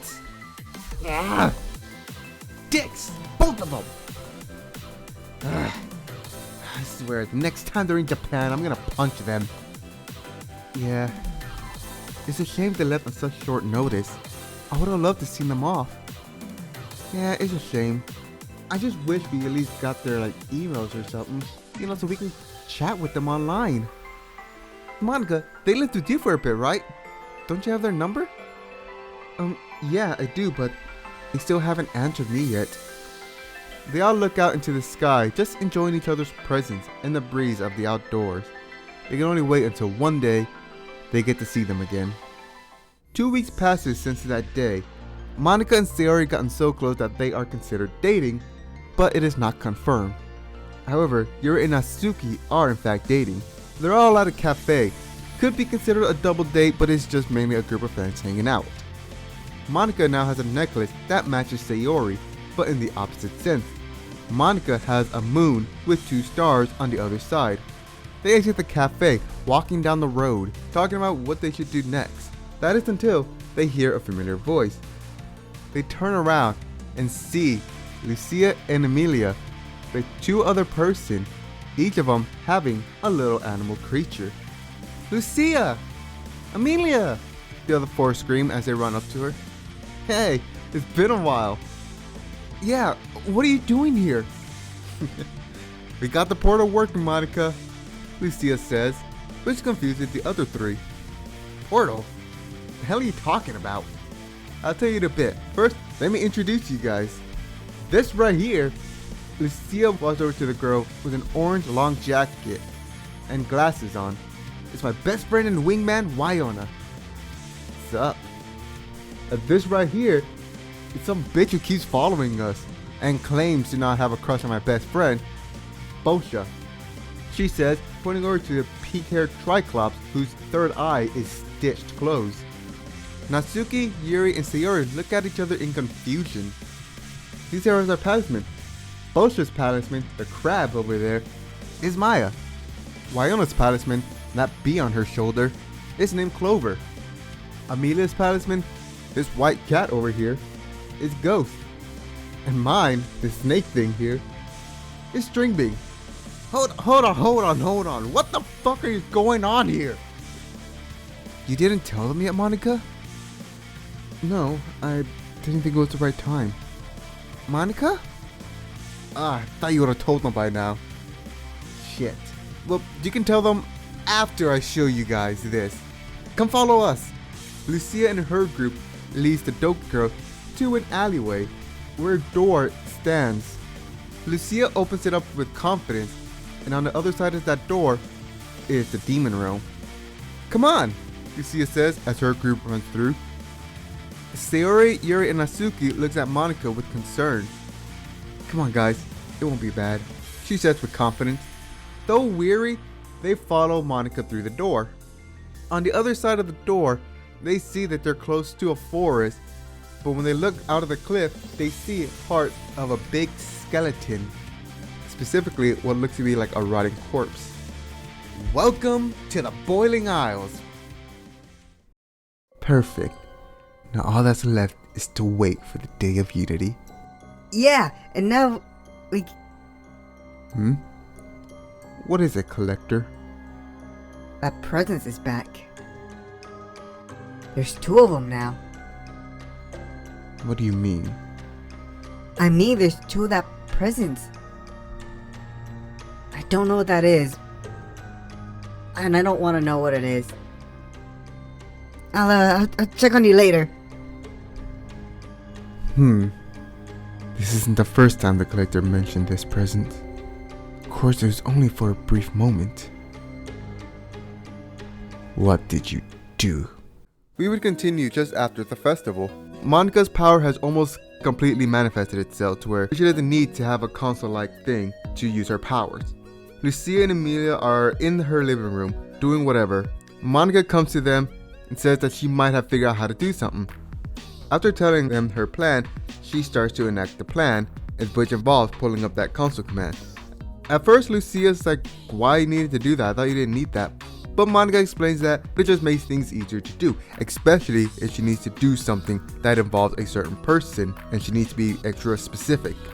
Looking through Lucia's memory, she sees a location in the demon realm. She tries to use her powers to figure out a way to basically open a portal. But unfortunately, because she has not mastered the power itself, she just accidentally sends Lucia and Emilia somewhere. Monika hoped that she sent them back to where they need to be.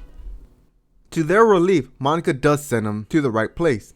They immediately go to the Owl House to try to find Ida, and when they get there, they see her, Wyona, and Boscha all scrambling together. The one doing the main work is Ida and Wyona. Boscha is there kind of to support, but of course Boscha would never admit that. When they make themselves known, it relieves any of the stress that is on Ida and Wyona. Lucia and Emilia explains what has happened to them during dinner. They missed the meal of the demon realm, especially Lucia, even though she can't really stomach a lot of the meals there because her anatomy won't allow it. But she misses it. In fact, Ida even lets her drink some apple blood, which Lucia may or may not have snuck in a couple of bottles before, which Ida may or may not know that Lucia has done that before. Now that they're back, Lucia kinda wants to immediately work on the portal again, but Ida and Wyona are kinda apprehensive. Emilia can kind of assume why Lucia wants to do this, so she won't really be against it, but she is not thrilled about it. While working on the portal, Lucia goes more into detail about how she felt with these group of girls. And during that, Lucia kinda has an epiphany on what it is that she truly wanted, and surprisingly had to do with nearly dying 3 times. She wanted to be understood for who she was, who she is. And even though these girls, even though they have their problem did not define them. She wanted that. She wanted that same understanding so much. And everyone here in the Boiling Isle, even the haters like Boscha, they don't hate her because she's deemed a problem child. No, they hate her because she causes problems to them personally. Ida chuckles at this because Lucia is kind of flubbing her own words, but Ida says that she understands. After a brief silence, Ida asks Lucia if she wants to start trying to carve her talisman. Lucia is surprised by this and asks if she thinks she's ready, but Ida assures her that she is ready. She found what it is that she truly wanted, and they have the talisman wood. They can do it right now. And so they start working on Lucia's talisman. Just like in the original, Lucia does not want to predetermine what the talisman will be. She will let the talisman themselves decide. And so after carving the egg and stating what it is that she truly wishes, the egg hatches and reveals String Bean. Emilia and Wyona are surprised when they come to the Owl House and see Lucia has her own talisman. When they bring their talisman over, it's kind of like a little play date between the talisman. Sometimes even Boscha will bring hers in. But while they're doing this, they will still work on the portal until one day they get the portal working. They go through it. They make sure the portal doesn't collapse on itself, which, lucky for them, it does not. However, it doesn't have a lot of power, so they quickly close it so they can find the girls. While they're looking for the girls, Wyona and Boscha decide to join them, along with their talisman, as the talisman were having a little play date that day. And so, the events from the last part will start playing out the same, but through the perspective of Lucia and her friends. After introducing them to the Boiling Isles, Lucia takes the Doki girls around Bonesborough, showing them the many sights as well as keeping them from any danger, even explaining the history of Bonesborough as best as she can. Of course, with Emilia and the others filling in for what Lucia cannot answer. They even go to Hexside, and the girls are pretty interested that there is a school here for witches. While there, an argument kinda kicks off against Boscha and Wyona about the rugby match that they had before. Lucia once again saying that it didn't count because of the stupid golden snitch or whatever it was called, but Boscha still kinda holds it over their head. The Doki girls tend to agree with Lucia. That is of course when Natsuki starts talking shit, and in fact, Natsuki bets that her and the other girls can beat Bosha, to which Bosha takes this challenge head on. And because Bosha doesn't really have her team, Lucia and her friends would have to team up with Bosha. They're really apprehensive about this, not really wanting to, but they don't really have a choice. However, to make things fair, Lucia suggested that they all only use glyph magic. And due to an overwhelming vote being 5 against 3, they still would have been outvoted. Thanks to Monika's help, she was able to make the glyphs in infinite use. And so with that, a match between Lucia and her friends against Monika and her friends. The match goes pretty well. About as we expect, Natsuki is the main MVP of the Doki girls, while the others aren't really too helpful. But ultimately the battle goes to Lucia and her group. After that, the girls go back to their world, with Monika making the portal more stable to be used frequently. In fact, she was even able to make an accessory for each of the girls to have, so that they don't need Monika or the door to come back to the Boiling Isle whenever they want. While back in their world, Monika has a conversation with the other girls.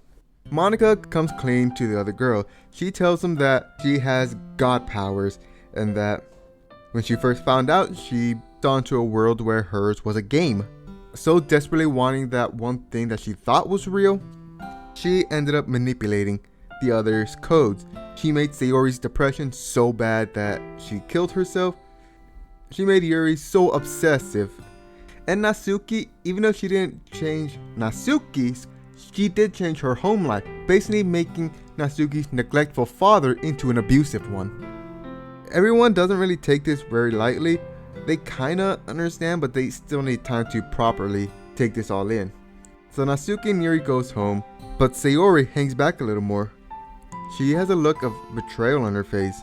Monika has not told them that Sayori also did this too when she got this power. Monika exclaims that she'd understand if Sayori never wants to see her again. But Sayori doesn't say anything. She takes off the necklace, and when Monika sees it, she thought she's gonna give it back, but Sayori just says that she needs time to think. And so she walks away with that necklace in her hand.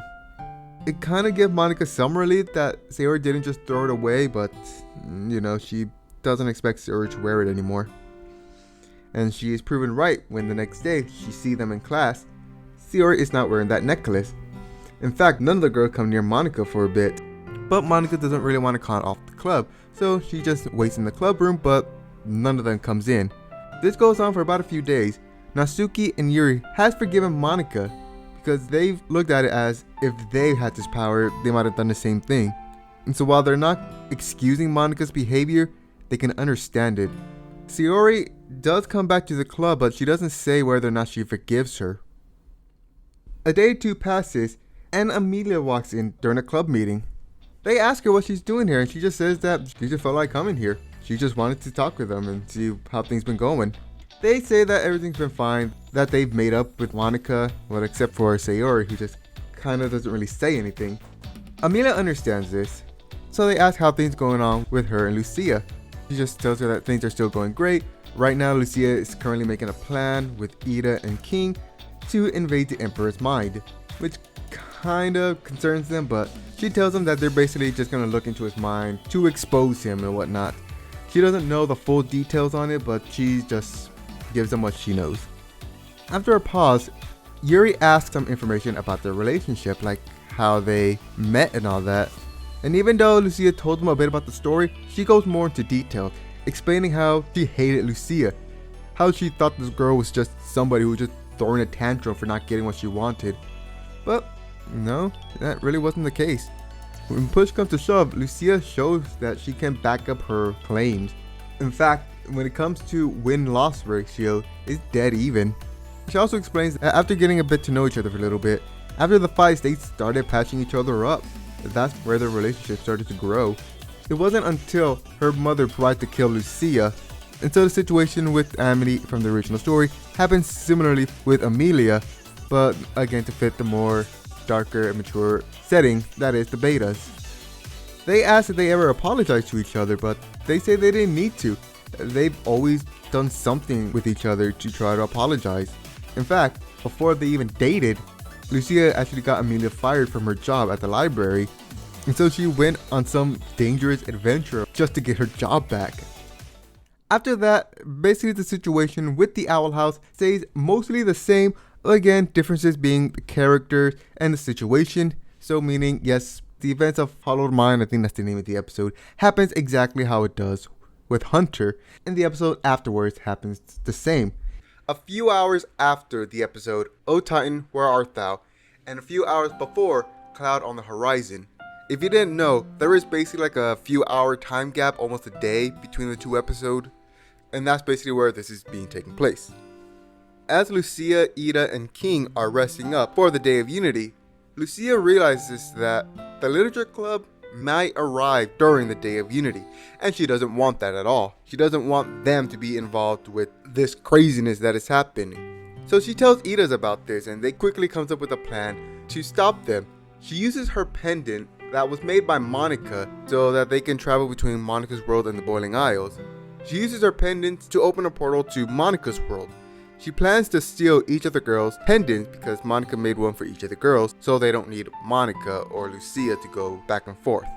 Just before Lucia goes through the portal, Ida tells her to be careful, even though she doesn't really need it. But this was more of a front for Ida, as Ida pickpockets Lucia to steal her pendant, so that Lucia can stay away during the events of the Day of Unity, like Ida tried to do with Luz in the original story. Now keep in mind, the events still happen similarly, so Ida did try like she does in the original story. This is just another way for Ida to try to stop Lucia. However, Ida's plan quickly foiled as Lucia reassures Ida that she's not going to be alone in this task. String Being actually takes Lucia's pendant back and drops it into Lucia's hand. Just as Lucia reassures Ida, she learned from the best. She gives Ida a cheeky smile and goes into the portal. After walking through the portal, Lucia immediately flies onto String Being to head to the school.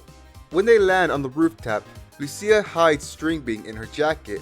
Lucia goes through the school to look for the girls, and the first one she finds is Natsuki. Lucia and Natsuki talk a little bit, while String Being searches her for the pendant. During their chat, Natsuki tells Lucia that Sayori still isn't talking to Monica. Now Lucia does know this information, as Amelia had told her before the events of Hollowed Mind. After a bit more talking, Natsuki asks if Lucia is going to be at the club meeting today, to which Lucia says that she will be. So after that, she bids Natsuki goodbye so she can look for the other girls. Once they're out of sight of Natsuki, String Being comes out of hiding and drops Natsuki's pendant in Lucia's hand. This happens with the other girls, with Sayori and Yuri, with either String Being taking the pendant or Lucia herself pickpocketing it. Once she finds Monica, she does the same thing with her. She talks to Monica while String Being searches her person. While talking, Lucia asks Monica if she told them that Sayori had wielded the same power as her and basically did the same thing. But Monica tells her that she has not. She chose to keep that a secret so that Sayori wouldn't feel the guilt that Monica felt. It's just like the other girls, Monica asks if Lucia was going to be at the club meeting, to which Lucia does confirm. She makes up an excuse on why she's not really at the school, basically saying that she was just gonna eat some lunch somewhere and then meet them at the club room. After finishing their conversation, Lucia bids Monica farewell and heads to the rooftop. Once there, String Being drops the last pendant into Lucia's hand. Now that Lucia has all four girls' pendants, she flies on String Beings away from the school, and once they're at a safe distance, she uses her pendant to return to the Boiling Isles. The girls aren't in the literature club. They're waiting, expecting for Lucia to come in. They wait a little bit, but when Lucia doesn't show up, they try to contact her by calling her phone, but their phone was unable to connect. They know the reason why, because this has happened before. Their phone can't connect to Lucia's phone whenever she's in the Boiling Isles. Knowing this, it raises some question within the girls. Why did Lucia go back to the Boiling Isles if she said she was going to be at the club meeting today? Not really wanting to wait around, they decide to go to the Boiling Isles. Natsuki volunteers to use her pendant to open a portal. However, when she goes to look for it, she sees that she cannot find it. She looks around her person again, including her bag, but it is not in there. Sayori suggests that maybe Natsuki has lost it or left it at the house, but Natsuki says that she always has that on her.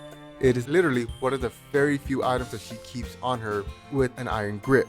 Yuri says that they'll go look for it later once they get Lucia, to which they all agree. But however, when Yuri goes to get her pendant, she finds that she too is missing it.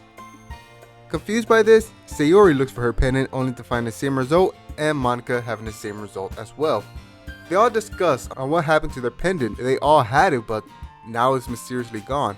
Sayori suggests that maybe they lost their pendants, but the fact that they all lost their pendant on the same day is just too much of a coincidence. In fact, the last time they remember having their pendant was before they ran into Lucia. Monica is able to connect the dots that Lucia had came to their world to steal their pendant. Wanting answers, Monica decides to use her power to open a portal to the Boiling Isles. Once they step through the portal, they find themselves on the edge of Bonesboro. They try calling Lucia again, and this time she actually picks up. However, instead of answering them, all they can hear on the other side is fighting. Hearing that, it was obviously she didn't mean to answer it. And so, once again, Monica will use her power to locate Lucia and teleport all of them to her location. When they teleport there, Kikimora had just left to take hunters to Bellows. Everyone there is surprised by the group's sudden appearance. The girls don't waste any time and immediately start questioning Lucia about why she stole their pendant. As they continue to press for an answer, Lucia's figure suddenly disappears in a puff of smoke to reveal Hunter. This confuses not only the girls but the group there as well, which causes a bunch more questions for the girls. Meanwhile, the group that was in the fight was putting everything together, and when they see that Lucia had turned into Hunter, it immediately worries them because that means that Lucia was taken by Kikimora to be taken to Bellows. Once the Doki girls starts questioning the group tells them everything that is happening, while Alador takes them to the head of the Titan where the draining spell is occurring. After that, Ida's side of the story would stay basically exactly the same, where she would get a Coven Seal to take Raine's place to infect the draining spell. But however, just like in the original show, it does not work. The draining spell activates and Raine saves Ida by removing her arm that bears the Coven Seal. Just like in the show, the group arrives to assist anyone and search for Lucia. Ida, not being affected by the draining spell, is able to notice the group had arrived. When Ida sees the Doki girls, it surprised her. Lucia's plan was designed to keep them from arriving during the Day of Unity, but yet it seems to have failed because they're here. Ida asks what's going on, why are they here? But the Doki girls just tells her that they don't really know either. They just found out what is happening themselves and they're still processing it. So the Hex Squad tells Ida what is happening. When Ida learns that Lucia might be with Bellows, Ida grows really worried for her, and she is torn between going to help Lucia or staying with Raine, who is being affected by the draining spell. Raine has to push Ida to go help out Lucia. Basically, it's supposed to be a similar scene with Ida's Requiem, where Raine basically tells Ida to stay with her kid. Hesitantly, Ida agrees to go with the group to help Lucia. Ida uses Albert, who was in her hair by the way, to fly with the group to answer the Titan's head. When Lucia is handed over to Bellows, Bellows knew that it was Lucia before it was even revealed to him. Before Bellows can say anything more than was said in the actual show, Lucia uses a fire glyph at Bellows, which actually causes him to move out of the way. But Lucia knew this as it was a way for her to get closer. As Lucia gets up, she rushes him to punch him in the face. As he staggers, Dreambeam comes out of her jacket and wraps around one of her wrists, just to make another hit stronger. While doing so, she pulls out an ice glyph and punches him with said glyph, which sends him flying to a pillar. This actually hurts Bellows and surprises him. After picking himself back up, Bellows uses his staff and fires magic at Lucia. This was able to hit Lucia. After firing a couple more magic blasts at her, Lucia runs around trying to lay traps like Luz does in the actual show. However, unlike in the actual show, where Luz is at a disadvantage with Bellows, Lucia takes opportunity to get close to Bellows so that she can physically hit him. And it actually does work a bit, as Bellows needs to get away because he can actually do more damage with magic to Lucia than he can physically. Unlike in the actual show, Lucia doesn't get hit with a slight petrification spell, nor does Bellows get tricked by Lucia like Luz did in the actual show. It's just a straight up fight that happens for a while. The fight goes on for a bit until, just like in King's Tide, the group comes with Lucia. This surprises Lucia when she sees the Doki girls are there, because her plan was to stop them from coming, and yet here they are. Lucia thinks to herself saying that she should not have said she would have been at the literature club. That probably tipped them off. But what also surprises her is when she sees Ida without an arm. The Hex Squad plus Ida and King immediately goes to help out Lucia against Bellows, while the Doki girls remain on the sidelines because they can't really do anything. Growing deeply concerned, the Doki girls try to come up with a way to do something. That isn't until one of them thought about Monika's power. They tell her to use her powers to intervene. However, Monika doesn't really know the magic system of the world. Yuri makes an educated guess that everything started happening when the eclipse started. So maybe if Monika is able to move the moon or something, maybe that'll stop the spell. With no other option, Monika tries to do so. It takes a while for her to do so because she still isn't 100% used to this power, but once she does, she stops the draining spell just like the Collector did in the original show. As Monika stops the draining spell, Bellows notices that she is doing so. He recalls the Collector saying that he sensed a power that was really great and it terrified him. Seeing this, he puts 2 to 2 together. Monika is what the Collector was afraid of. At a disadvantage and being ganged up on, Bellows charges towards Monika. He was able to slip past everyone and possess Monika, just like he did with Hunter in the original show. He is amazed by the amount of power that Monika has, and so he tries to use it, but he doesn't have full control of it yet. However, now the group is in a dilemma, as now they need to stop Bellows, but not kill Monika. So they fight Bellows again, but obviously they're holding back a lot more as to not kill Monika. As the fight continues, Bellows still needs to use his sludge form while he learns Monika's power. It gets to a point where Bellows actually pierces through Lucia's body. As Lucia slowly dies, she turns to everyone. I guess this is it. I think I should be used to this by now, but thanks everyone.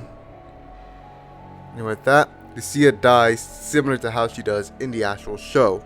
The remaining Doki girls, Natsuki, Yuri, and Sayori, really want to do something. They're about to charge in to try to do something, but Ida stops them. Just as the Hex Squad, minus Bosha and Hunter, starts to lose himself in their anger. Wanona's magic causes plants to uncontrollably sprout all over the place, being these huge gigantic plants. Meanwhile, Amelia, her body actually starts to deform and become an abomination, similar to Darius, while Ida and King, their transformation is the same as it is in the original show. Driven by their rage, everyone besides the Doki girls charges after Bellows. This includes Bosha and Hunter. Even though they're not as enraged, they're still pretty pissed. Bellows will be using his sludge manipulation ability to fight the group while he is trying to understand Monika's power. Basically, the fight will still play out similarly, but obviously not exactly because, of the situation, to Ida and King's fight against Bellows when he was controlling the Titan.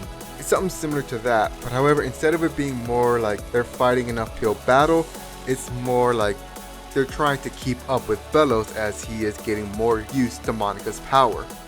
We will still follow Lucia as the scene plays out similar to how it does in the actual show, in Watching and Dreaming, with Lucia meeting King's dad.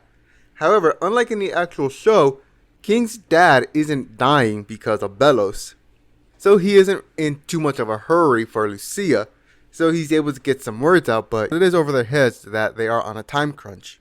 After getting everything that she needed from him, King's dad gives Lucia his power. This is more his decision, as this is the only thing that he can do to help not only the people of the Boiling Isles, but to help his son and his family. Before Lucia goes, he tells her that the Titan itself will no longer exist. The body that keeps the Boiling Isle, it will still be there for everyone, but the Titan is no more. Lucia is the Titan now. Lucia is kind of confused, but she doesn't get an answer as she is sent back to the battlefield, just like in the original show. We'll cut to a battle that's happening. An enraged Ida, King, Lucia, and Wyona, plus Bosha and Hunter. As Bello is about to send an attack to Ida, it is intercepted. Just like in the original show, Lucia has come back, but with a Titan form. After taking in the shock that Lucia is back and in a new form, Lucia gives Bello one last chance to stop all of this and to let Monica free. But Bello doesn't take it. Lucia is slightly disappointed, but she knew that it was a long shot. And in a quick motion, she attacks Bellows, which catches him off guard. Lucia is able to hit him a couple more times before he ends up righting himself and start fighting back. At this point, Bellows has learned a bit more about Monica's power due to fighting the group. So throughout the battle, Bellows is basically spawning in environments of the Boiling Isles, whether it be like buildings, stalls, stands, whatever. He's basically spawning them in used to attack Lucia. However, Lucia is able to quickly destroy it, block it, or whatever. Throughout the fight, like in the original show, Lucia has to learn how to use this form. In fact, just like in the original show, we would get a scene with Lucia actually learning to use magic with Ida, as well as using King's ability with him. However, Lucia is not the only one learning to use his body throughout the fight. Bellows is learning more of Monica's ability. The fight has been in Lucia's favor for a while. That is until Bellows hits Lucia with an attack that he wasn't expecting. It was basically a deletion attack that Monica uses. A more refined version of the deletion that Monica's done. Lucia was able to break free of this, but not without losing a spell. This catches everyone off guard, but Bellows now sees that there is a way to actually win this. He basically starts using this ability more and more. Lucia now has to dodge and weave all these attacks while getting close to him to free Monica. However, of course, Bellows wouldn't make it easy. He would still spawn in things of the Boiling Isles to get in the way. Every time Lucia gets hit with this attack, she's able to break free, but every time she does get hit, she does end up losing a spell, and the more spells she loses, the more she has to rely on string beam. It gets to a point where Lucia loses all but one spell, which will be her light spell, as well as loses her ability to fly. Bello claims that he has won the battle and that he will get rid of every single witch out there. He laments that he has to do this to a fellow human again, but if it means getting rid of every single demonic being here, he will do it. Throughout the speech, Lucia rushes into Bellows with string beam, and as she does, she charges right into him and sends them both flying to the ground. Bellows tries to teleport away, but Lucia isn't letting him get away. As they land on the ground, Lucia has dug her fingers into Monica and has a grip onto Bellows. And with a powerful roar, Lucia is able to pull Bellows out of Monica. Doing so actually brings back all of Lucia's power. And just like in the original show, Bellows tries to trick Lucia by saying that he was cursed and that Lucia had broken the curse. But she isn't having any of this. She doesn't say anything. She lifts her arm and starts drawing a circle with magic following her fingertip. Bello takes a steps back at this, knowing what Lucia is going to do. He tells her that she can't do this. She already lost so much. If she truly goes through with killing him like this, she'll truly be gone. She'll become one of them and lose her humanity. But Lucia says nothing. She doesn't crack a smile, she doesn't chuckle, she just stares at him. After the magic connects, she lets the magic go and fires all the magic that she learned into one, which ends up disintegrating him.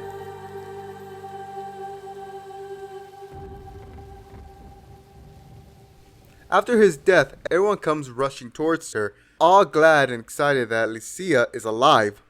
While they're celebrating not only that Lucia is alive, but as well as Bellows' death, Lucia notices that Amelia is giving her a shit-eating grin. Lucia immediately knows what Amelia is going to say. So, how easy was it to learn about your powers?